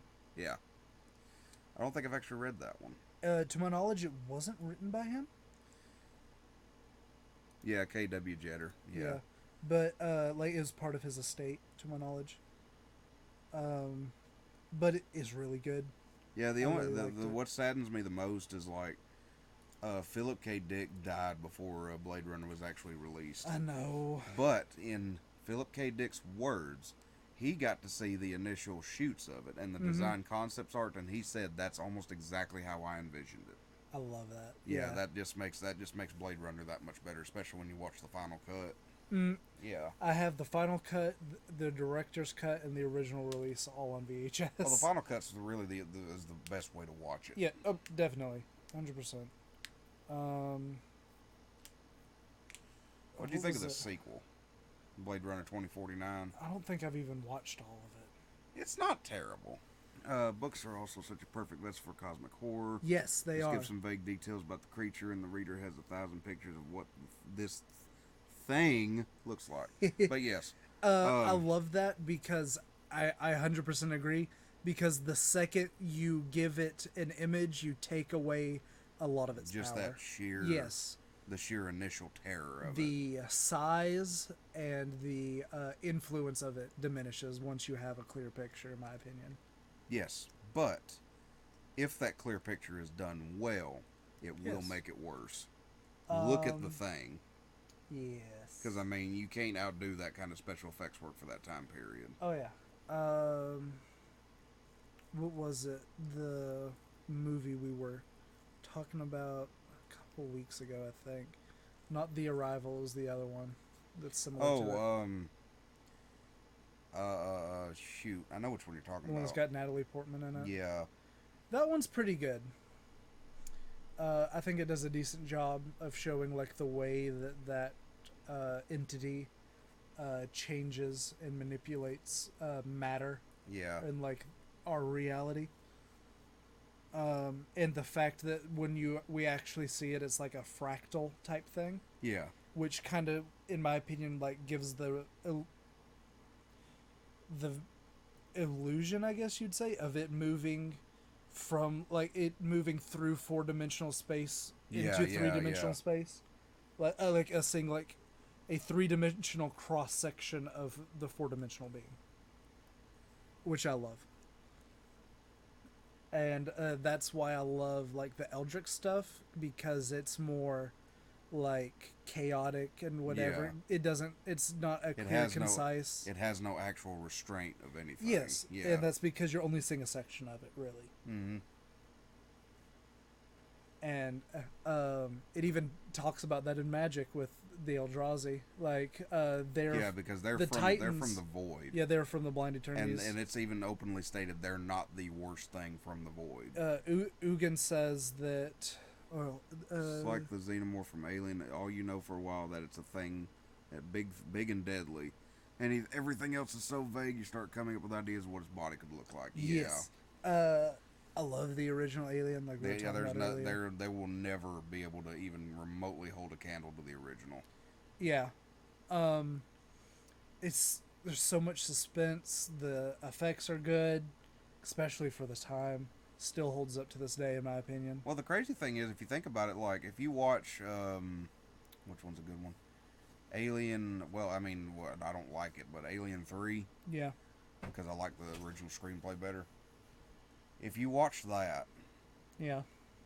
there's several xenomorphs, but if you watch the first one, there is only one, Yes, and I really like that. because one is all you need to scare Well, the living hell out of somebody. and that's what I really liked about the game Alien Isolation. Yeah. Is there's just that one xenomorph, and it's a really good game. I think they did a really good job with that, Yeah. because you can't. There's not a whole lot you can do against it.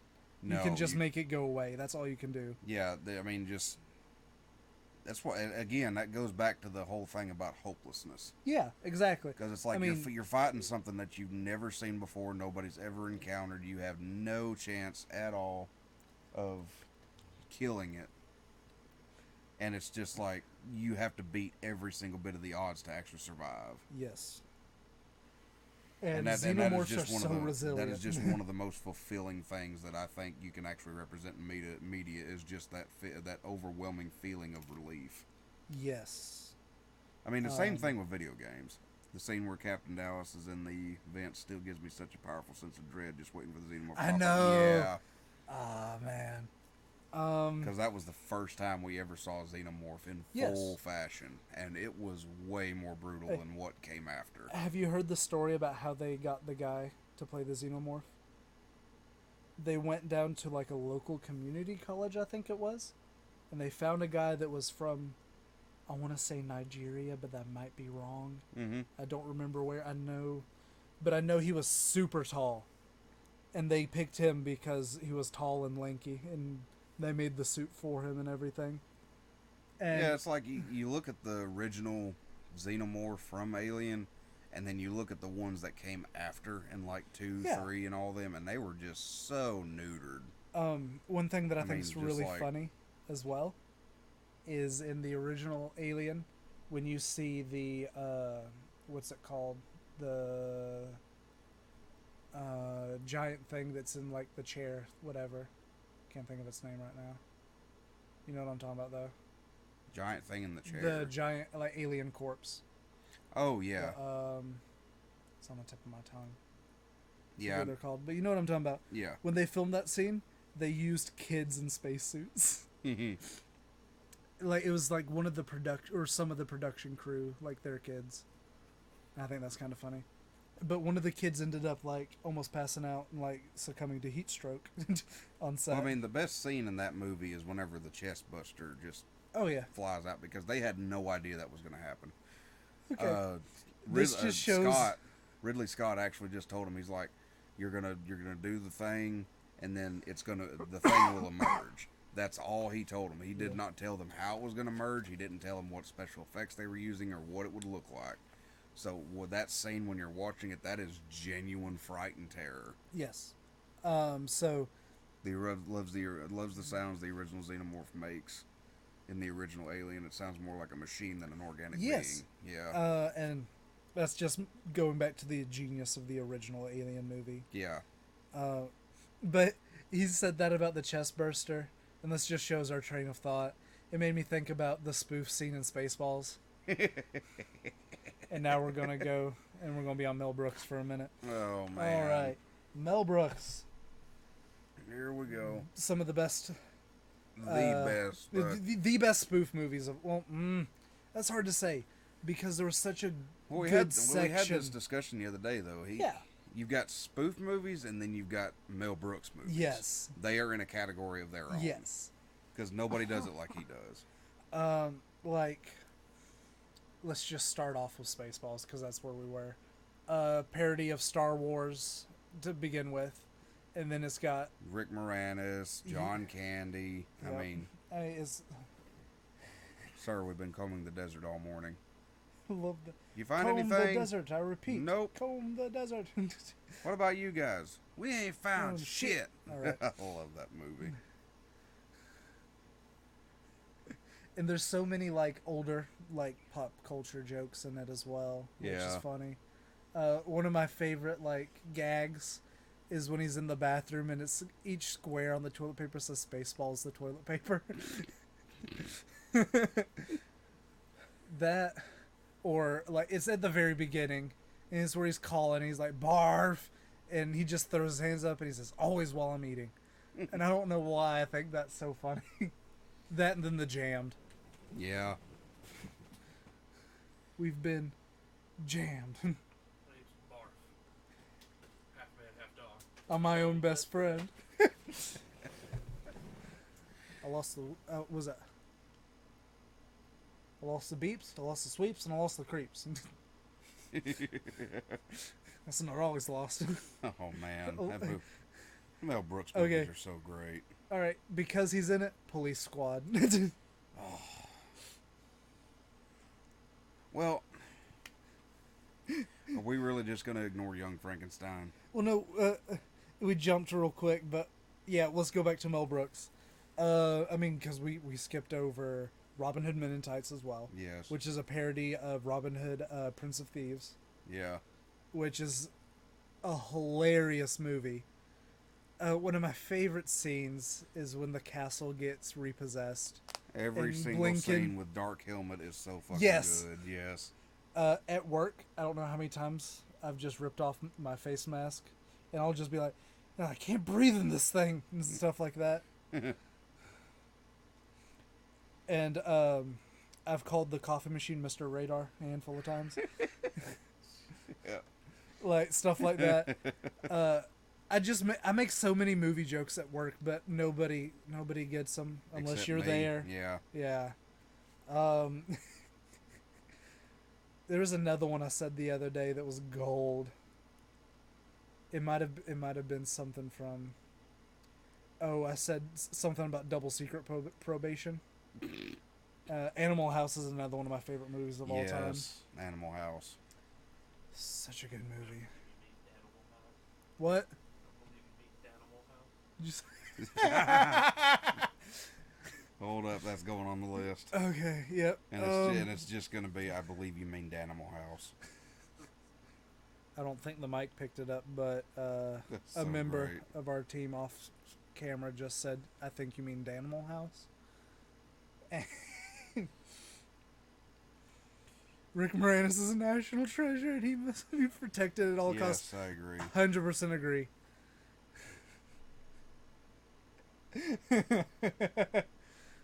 Oh man. The bad thing is, when I hear the name Animal House, I immediately think of a house made of yogurt. That's exactly what I was thinking. All right, favorite Rick Moranis movie? Oh, Honey, I Shrunk the Kids. Really? Personal favorite, yes. Personal favorite is either Mostly because that was the first movie I saw Rick Moranis in. But my favorite, Ghostbusters is my favorite. yeah. Well, I mean, Little Shop of Horrors. Yes. Yeah. Okay. Yeah. Okay. Yeah. Yeah. Yeah. But also I love musicals. to a like ungodly degree.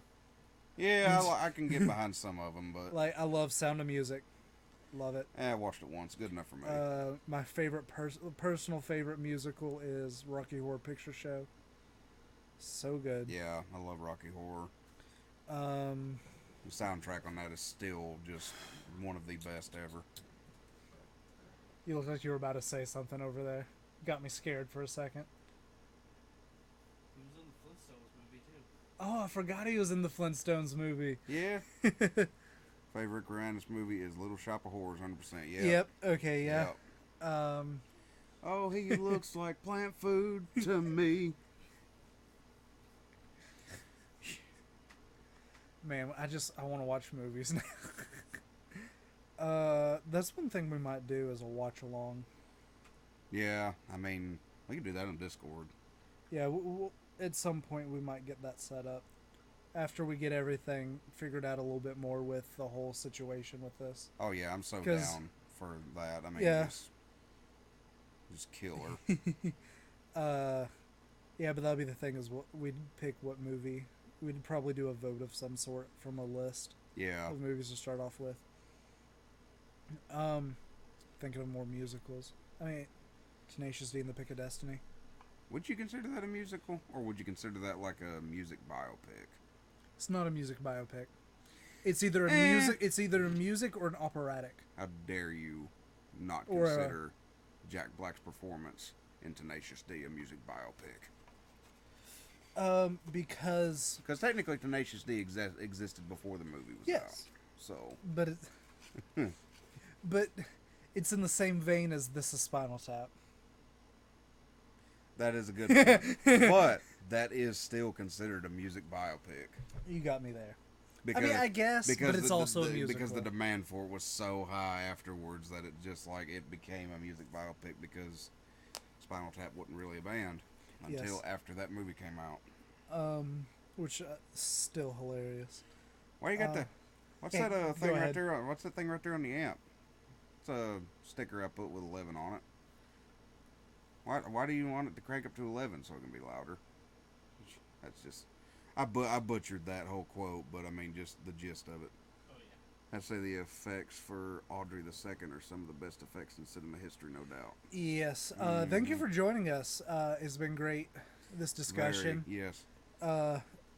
Greatly appreciate if you'll join us for the next one. We're not exactly sure when that'll be. Yeah, it's kind of Hopefully just sometime like soon, though. it's kind of like we're just sitting here and we're like, let's just record ourselves or Yeah. just stream whatever, you know. We and were just talking and we were like, we might as well stream this. yeah, because we started with Marvel talking about Secret Wars, and then just like, okay, if we're gonna get into another conversation like this, let's at least put it out there so everybody else can join in.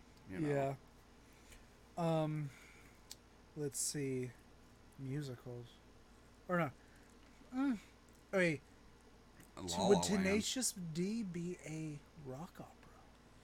Yes. Okay. Best rock opera, though?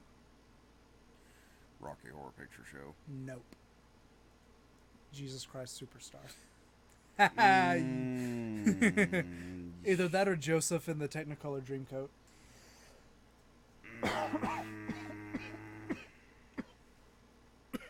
I love both of those so much. Yeah, you're not really making it easy for me to actually put up an argument here. I know. That's the point. Jesus Christ, Superstar. Yeah, Jesus Christ Superstar is so good. It makes me mad how much flack it gets. Yeah. From everybody. La La Land. I don't think I've actually seen all of it, but what I watched of it I really liked. Yeah, the biggest reason I actually took the time to watch it was because it had like a jazzy Yes, it did. theme to it, and I love jazz. Like it won a ton of awards too, didn't it? So you want to hear something funny? What? You know what got me into jazz? What? Try to guess. I'm not sure what it would be. There's so many little points that it could be. SpongeBob. Because legitimately, as a kid, I was watching SpongeBob when it debuted. I was 7 years old in 1999 when it came out, and I watched it continuously. And I think the episode came out in like 2001, but it was that episode where they were talking about like being grown-ups, and he said, Yeah. "You must you must say tax exemption." Yeah. And so I literally like practiced saying it the right way. And then he said, "You must acquire a taste for smooth jazz," and that's how I got into jazz. You must develop a taste for freeform jazz. And they just stand there just listening to it. And I'm just Yeah. and I literally thought that was the best way to be an adult as a kid. So that's what got me into jazz. SpongeBob did give me a lot of taste for music. I mean, in one of the first episodes, Pantera's in it. Well, I mean, the very first episode had Tiny Tim. Yes. That is still one of my favorite episodes. Living in the Sunlight, man.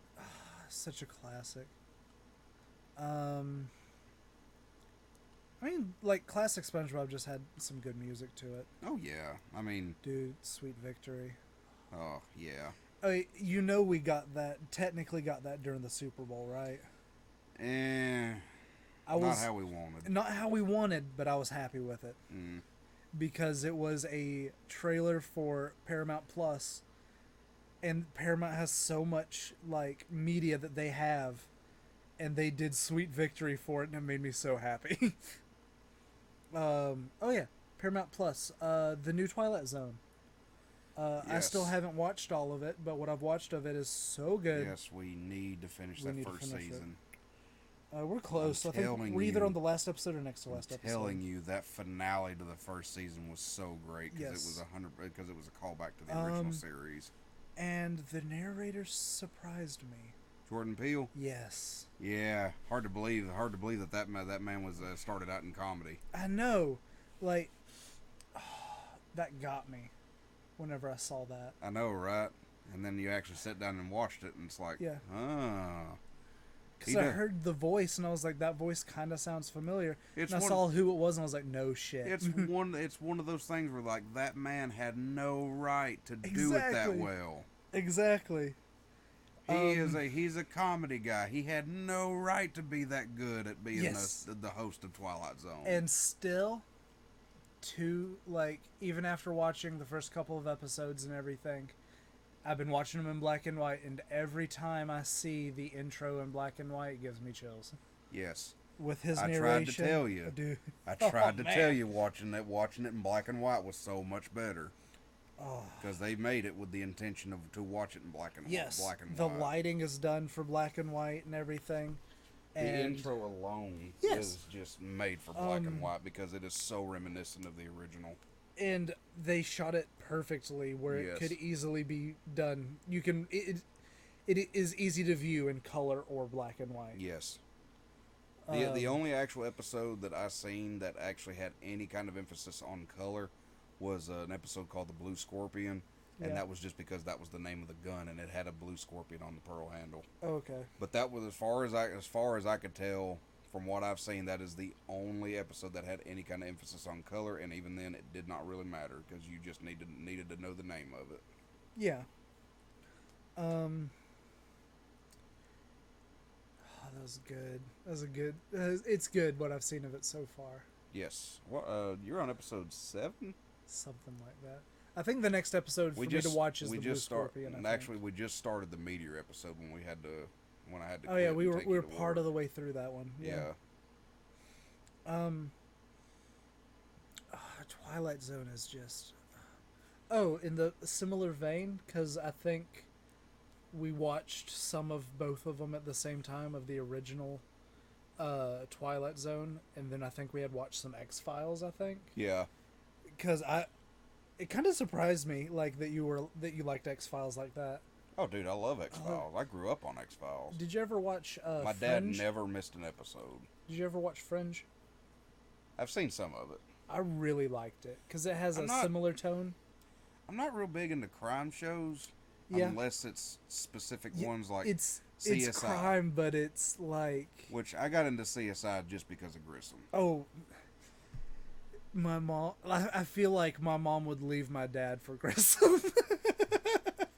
The way like I've seen her like watch the original CSI, like because we used to watch it all the time. Because I know we have the first like 4 seasons on DVD or something like that Yeah. of the original CSI. I think he left in like season 7? Season 6? Maybe. Yeah, up until that was when I watched it. After he left, I just did not have a desire to watch it again. I know I have that, and then I have the first 2 seasons of The Office on DVD. Oh, The first did you? 3 seasons of Chuck on DVD, and I think I have all of or part of Scrubs on DVD. My nanny has like the complete series of the Golden Girls on DVD. I've watched every episode of The Golden Girls. But no, did you ever see Farscape? Yes. My dad never missed an episode of that either. He's not a big science fiction fan, but he loved Farscape. What are your feelings on Battlestar Galactica? I love Battlestar Galactica. We talking about like the original or the revamp? I like both. I mean, like, Okay, so I prefer the plot and the storytelling of the original, yeah. but I did like the special effects on the newer one, like the designs. I wasn't a big fan of Battlestar Galactica. I did. I liked it because I mean I've always been a sci-fi buff, and I watched Battlestar Galactica when I was a The kid. thing is, I haven't watched it since I was younger, and then I didn't like Star Trek either. But Oh, I love now Star I feel Trek. like since I have a different appreciation for media and everything now, Yeah. I feel like if I watched it, I'd watch it with it from a different perspective, and Mhm. I'd be able to enjoy it. Same thing with, was it Stargate? Oh, dude, Stargate. The original Stargate was the best. The original one I liked, but anything As far after as that, the- I just well, couldn't get into. Okay, so as far as the shows go, the best one that I liked watching yeah, was Stargate. It was the one where they investigated random Stargates that just appeared. Wasn't I have no SG idea. One? It was I think it was Atlantis. maybe. There was like 4 or 5 different Stargate shows, but I mean, Yeah, I they know. were all good. But I mean, there was one that I liked more than any, and that was the one. That was the one that had the where they investigated the random Stargates that popped up. Yeah, I think it was. I think that was Atlantis. like, To begin with, I was about to say Voyager, but I'm like, no, it wasn't Voyager. That was Star Trek. But no, I've watched all of speaking Voyager. of Star Trek, though, I have not watched any of the new Star Trek movies. really, That is something I remember we talked about that a while back. the new Star Trek movies are good. I didn't like the first one initially when I first started watching it. My favorite Star Trek But- movie still is Wrath of Khan, Oh, duh, yeah, yeah. especially his monologue right there. Yeah, Just- wait till oh. you see Benedict Cumberbatch's. You as keep Khan. telling me that. I'm telling you, dude, he does it differently. Is but is it It's is it mirrored good? opposite.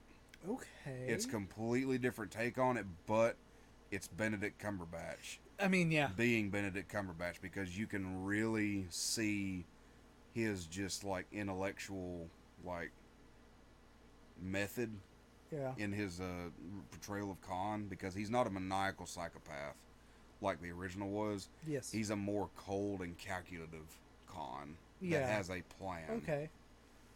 And I it's love just the like, original, yeah. though. Oh yeah. The Oh, thing about man. Star Trek, and it's a generalization when somebody says like I like Star Wars, not Star Trek or whatever. I always say like, well, the thing about Star Trek is It's different. it is different.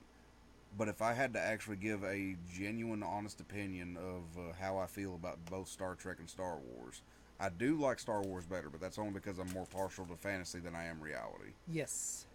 And on that same note, Star Trek is more realistic, Yes, it is. and Star Wars is just more fantasy, Which is what and I that liked is about literally it. legitimately the only true difference. Also, I don't know if it's just the circles I've run in online and everything, Mm-hmm. but I've found the people in the Star Wars fan base that I've been with are less, was it toxic and gatekeeping than the Star Trek people that I've met. Oh are. yeah, Star Trek fans, especially the Super older gatekeepers. Yeah, ones. Good it's lord, crazy.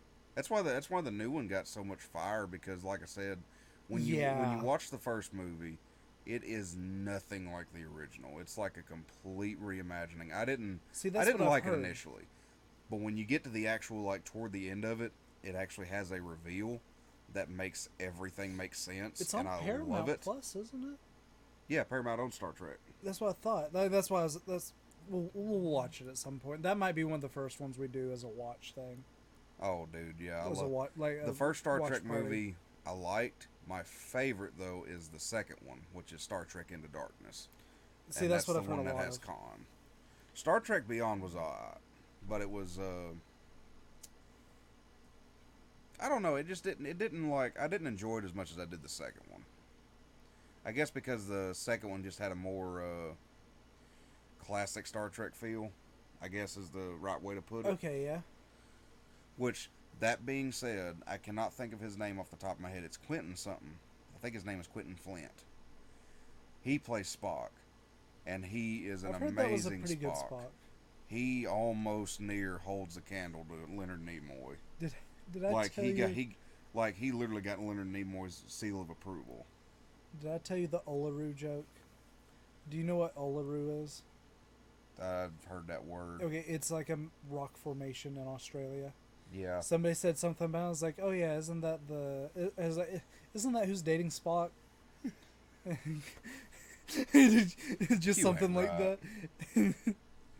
and my friend about smacked me. That one's one of my favorites like that. But with Star Wars, there's so much Legends material that I'm just waiting for them to adapt. Yeah. And others My I'm fun. hoping they don't adapt. My favorite response to anything is what you told me the other day about Henry Cavill. Yes. It was like somebody asked him, "Was like prequel or sequel trilogy?" And he's like, "Legends." That is the best response I've ever heard in my life when somebody asks somebody about Star Wars.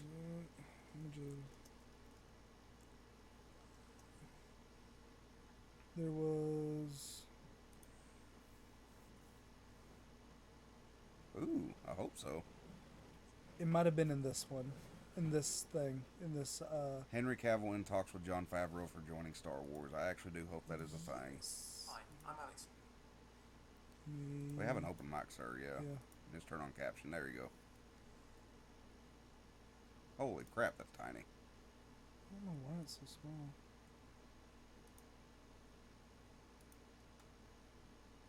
Font size. Yeah, boost that bad boy up to 100. There you go. I'm trying to find it.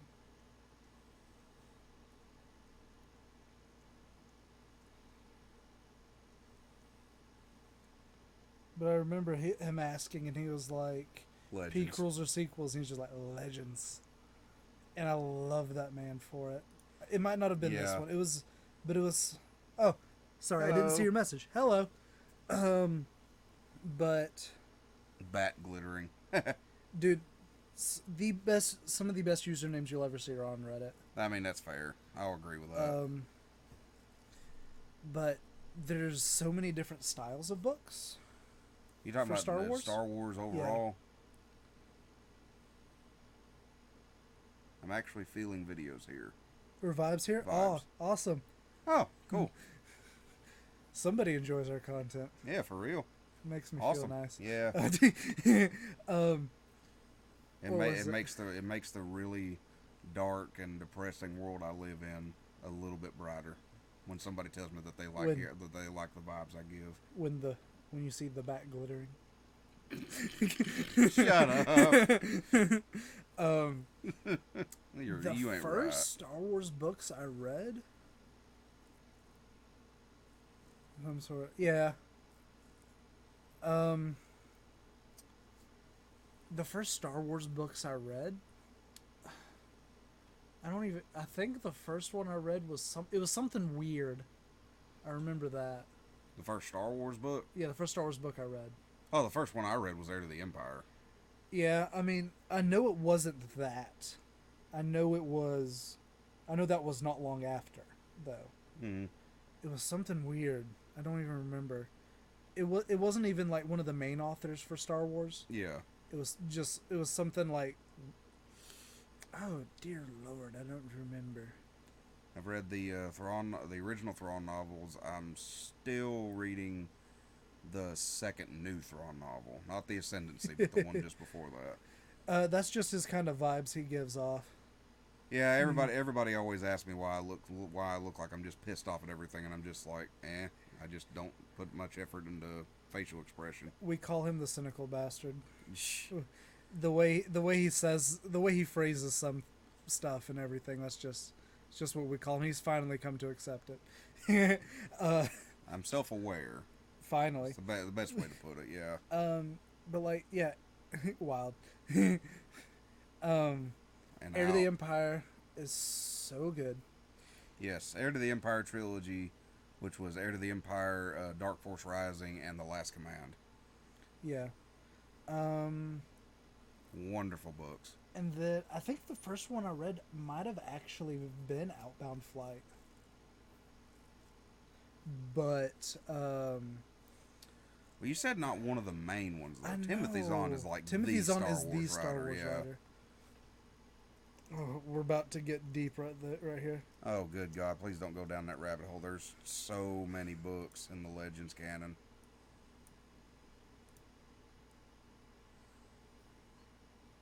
Aw, you just all got right. here.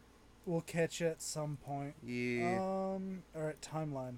This will probably because it Oh, good God. was Rebellion era. So none of those, none of those, none of those. Slow down a little bit. Mm-hmm. If you've ever read these, the Galaxy of Fear, wait, Galaxy of Fear might have actually been it. Let me look at the last book, Army of Terror. The cover for it. Yep, Galaxy of Fear. They were Star Wars horror novels. Oh. They Yeah. were written for like middle school age, I think, or like maybe high school age. Yeah. Those were the first ones I read. I read that series and I fell in love with them, and then I read, because 6 was like the last one for in like a section, and then the other section was the other 6. Those were really good. But then I read Outbound Flight, and then after Outbound Flight, I'm pretty sure I read Heir to the Empire. I read like the novelization of the Force Unleashed, I think. Yeah. Rogue Planet is a really good Star Wars book. Secrets of the Jedi was good. Dawn of the Jedi. That one was decent. It was pretty good, but that, I mean, like, yeah, 25,000 Yeah, it years was before the BBY, Republic. yeah. Old Republic Revan is a really good Yes. book. Oh, the Just Drew- the Old Republic books in general. Well, I were mean, really good. anything written by Drew Karpyshyn's always just good quality. I'm surprised we didn't really talk about Drew Karpyshyn. I mean, he was the lead writer for Mass what did he Effect. write? Yeah, I mean, yeah. And he was the lead writer for Knights of the Old Republic. I didn't realize he wrote those books. Like some of these, Yeah, I'm like, yes, I've read that, Oh. read that. Mega nerd, super mega Yeah. nerd, dude. The Darth Bane novels were Darth so Bane, great. yes. Those were. Those were some of the best Star Wars novels. Come down.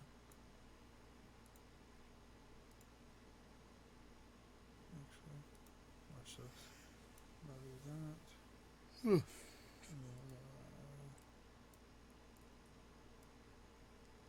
Bring that like that. But yeah, the Darth Bane novels were really good. Yes.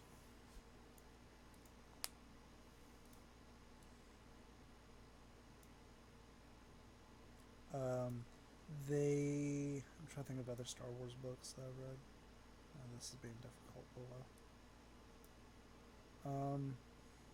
Trying to think of it.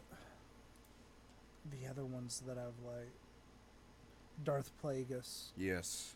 That was. Darth Plagueis was good. I'm still disappointed that didn't make it into the canon. Yeah, I remember the debacle. Yeah. The whole debacle. Darth Maul Saboteur. Yes, Yeah. Mall Lockdown was good as well.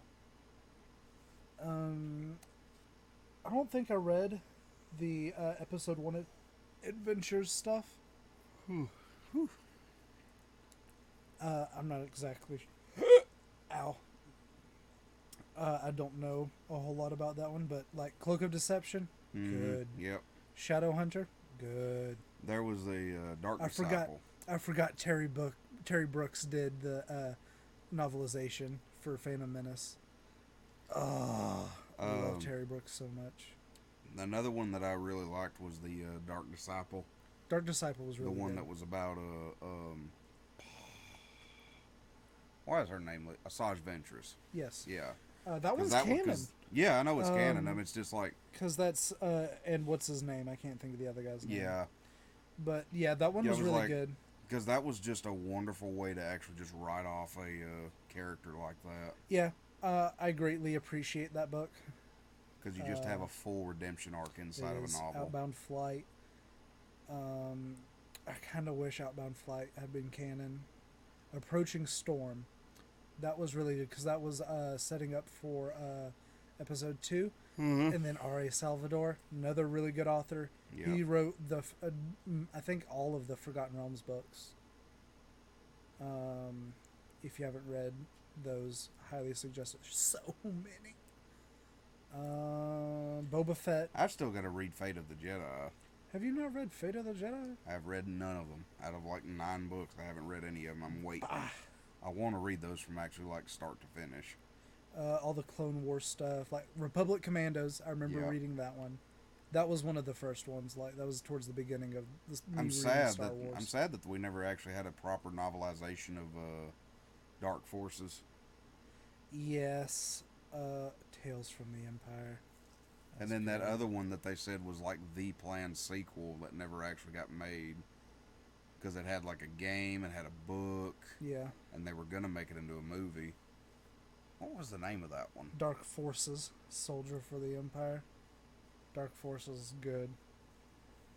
Yeah, Force Unleashed 2, I read that one. Death Troopers. Yeah. That was a good book. That was another, like, horror. Was it horror? Would you call that horror? Or thriller, suspense, whatever. The Death Troopers book, because it was about the zombie infection. Yeah. Which, like, I was not the biggest fan of that being brought into Star Wars, but that was my own personal opinion, blah, blah, blah. Mm. But it was done well. So I give it props for that.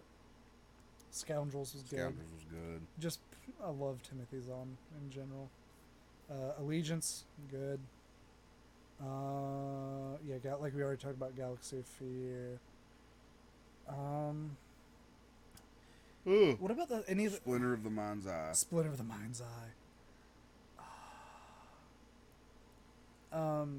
Have you what or how much of the Star Wars comics have you read? I haven't read many. I've only seen the stuff that I've seen on Star Wars Explained. Yeah.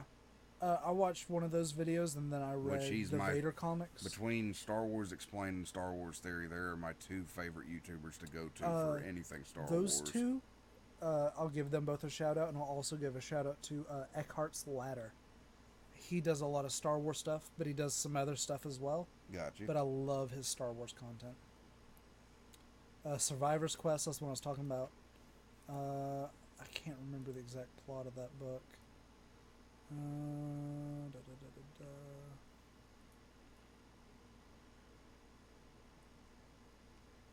Oh yeah, okay, yeah, that one was fun because that was more to do with because that was about like Thrawn and a bit more of like the strategic stuff after the fall of the Empire. Yep.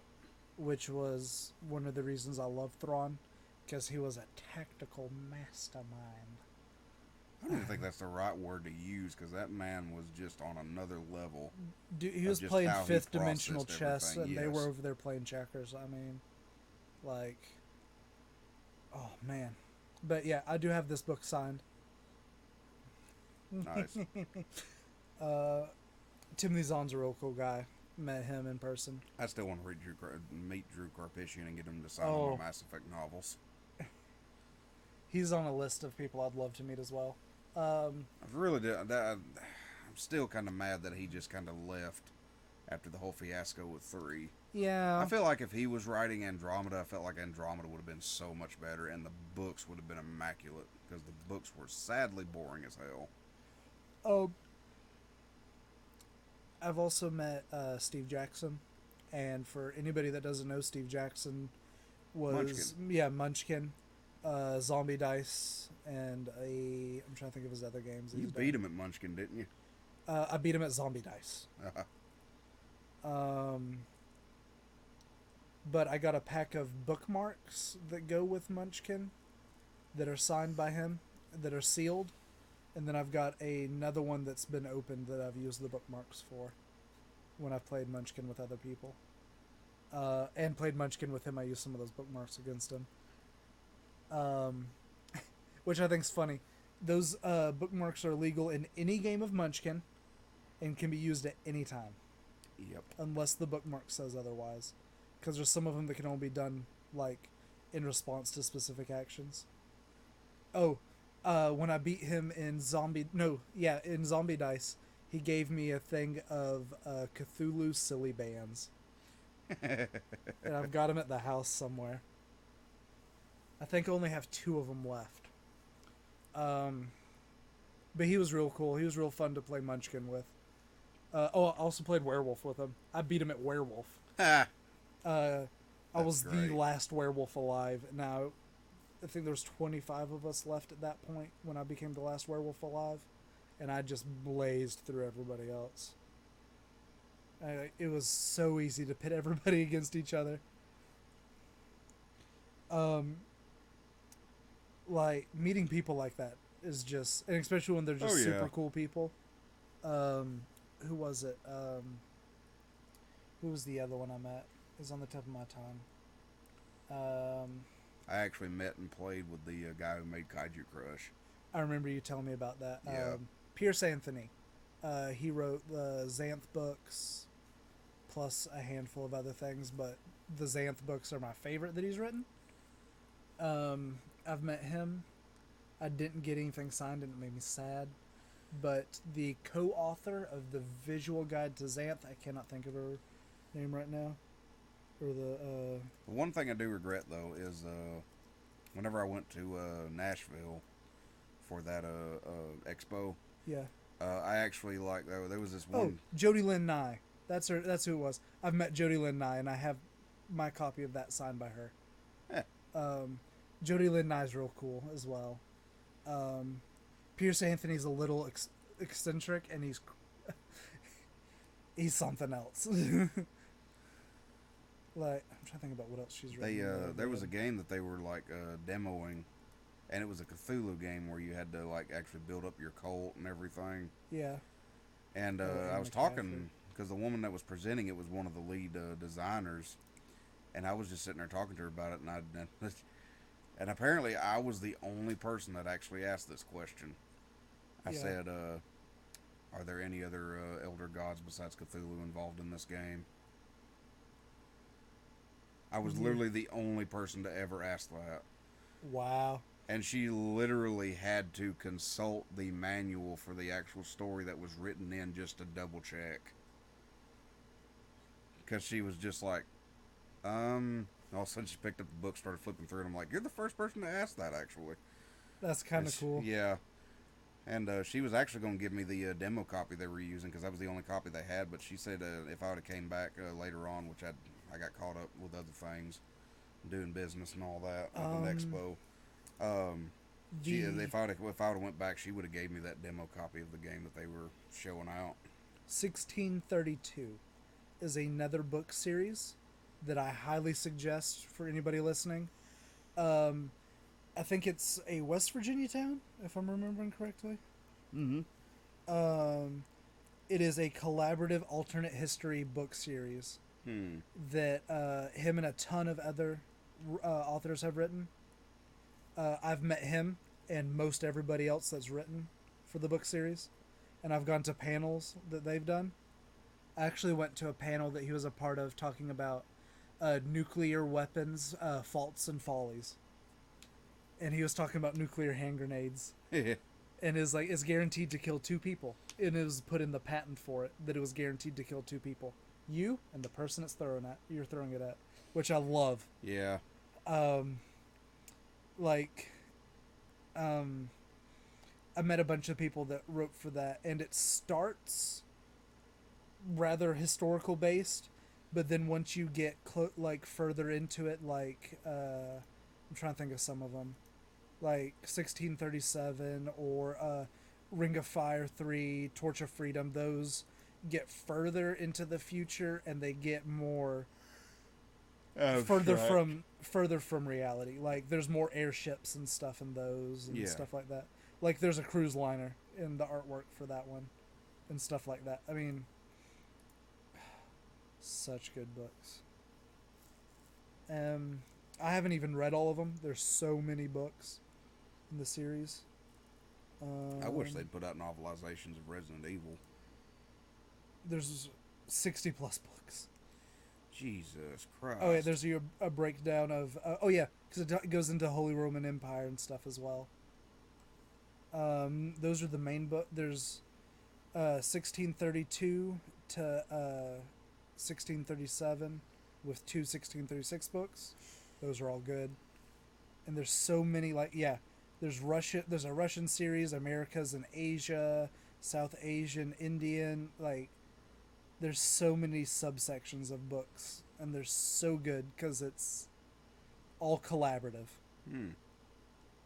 Or the Ring of Fire series has been come to called as well because it's Ring of Fire Press that does it. That he's a real cool author though. But there was somebody and I was getting a book signed for somebody at a convention and he's like, I need this signature and this signature because they wrote these parts of the book. Yeah. And somebody else was there because you were pretty much just passing it down in a line. Yeah. And they would all sign wherever you asked. And they were like, would you like me to sign because I did this and it's not been signed yet? And I was like, I don't know. My friend's very particular and I don't want it signed by somebody who doesn't want it signed, and I'm sorry. And Eric Flint was like, oh, dang, you just got told. And it was so funny because I'd never had an author do something like that, and I had never quote unquote told off an author before. I'm missing a page. Have you had anything crazy happen at conventions? I've only ever been to one. Oh yeah, I forgot. You've only ever been to one. I've been to a small convention and then an expo. I've gone to two sci-fi book conventions, and then I've been to Dragon Con. I did meet the one of the head people of Weird Giraffe Games. And I've actually got her on Facebook. That's pretty cool. And I talk with her every now and then. I met a handful of the people that work with Artix Entertainment, the people that did Adventure Quest and Dragon Fable and stuff, because they're always at Dragon Con. I met a few of them. They're awesome. They're awesome. And it makes me mad because in one of the games I play now, relatively recently, they've added a badge, and if you meet them at Dragon Con, you get that badge. And I don't have it. Because I met them way before. It was before that game came out. And stuff like that just kind of... I want to meet Eric Lang. Oh, definitely. That is, if I can actually carry a conversation with him. Because from what I've been told, he just processes on a whole nother level. He runs on 2 hours of sleep a day. Yeah. I mean, he's one of them that's just always active. I might be able to talk to him. I mean, just talking to him regular, you know what carrying I mean, on a conversation though. I might be able to carry on. Might be able to. Because I'd be too busy just kind of freaking out that I'm meeting Eric Lang. Yeah. I want to meet Stephen King, kind of. I'm not at all convinced I didn't see him ride through Somerville once. You told me that, and I think that's funny. Because I recognize his Harley Davidson that he rides. Yeah. And I'm not at all certain it wasn't him that cruised through Somerville one time.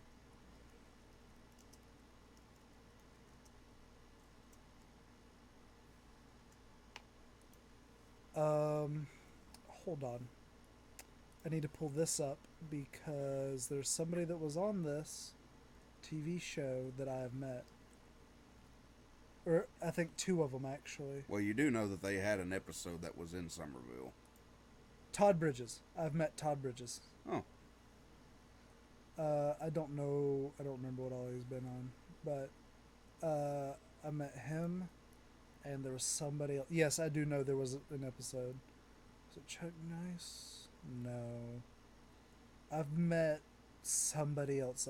I have met what's his name? Kurtwood Smith. That was awesome. I mean, there ain't really. I think a that's whole probably lot one of the of, most famous people I've met. Was There ain't Kurtwood really Smith. a whole lot of famous people I've met outside of wrestlers because between my parents and my grandparents, I always went to the wrestling shows.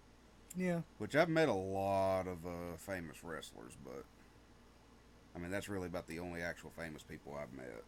Yeah. Because I've met Bob Armstrong, I met his son Brad, I met Ricky Morton and Bobby Gibson. I met beautiful Bobby Eaton.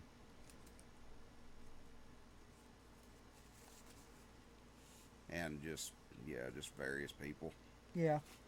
And that's probably the most famous people I've ever actually met that I can think of off the top of my head because I've never actually like randomly ran into a celebrity in public though. There's somebody else I met. Oh, lead singer for Skillet. I couldn't tell you his name. Can't think of his name, but I met him. Met him at I don't even remember what it was. Dude, I bet you, I'm like 80% sure it was probably Winter Jam. Oh well, yeah, makes sense. Yeah, because they were always there. I did meet. What was his name? I was supposed to meet a musician that was at a concert before it got canceled because of the COVIDs. That made me mad because it was like $5 for a ticket, and then there was like a backstage meet and greet afterwards. Yeah.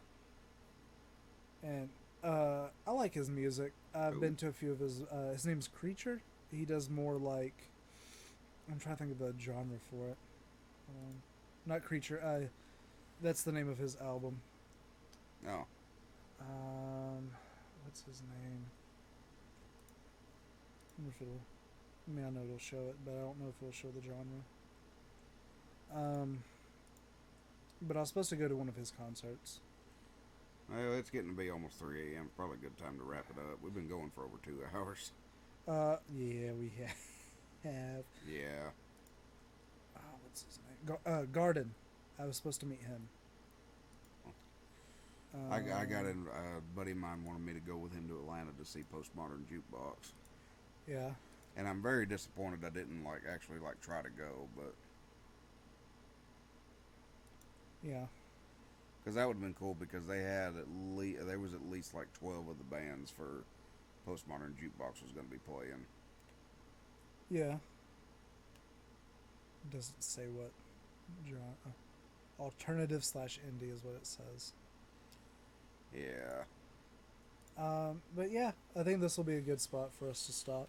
Yeah. We hope y'all have enjoyed your time with us, and we hope that you join us for the next one, whenever that may be. Yeah, probably a couple days from now. We'll see. Yeah, we'll Just try and depends shoot. on how we feel. Yeah. All or right. how schedules line up. All right.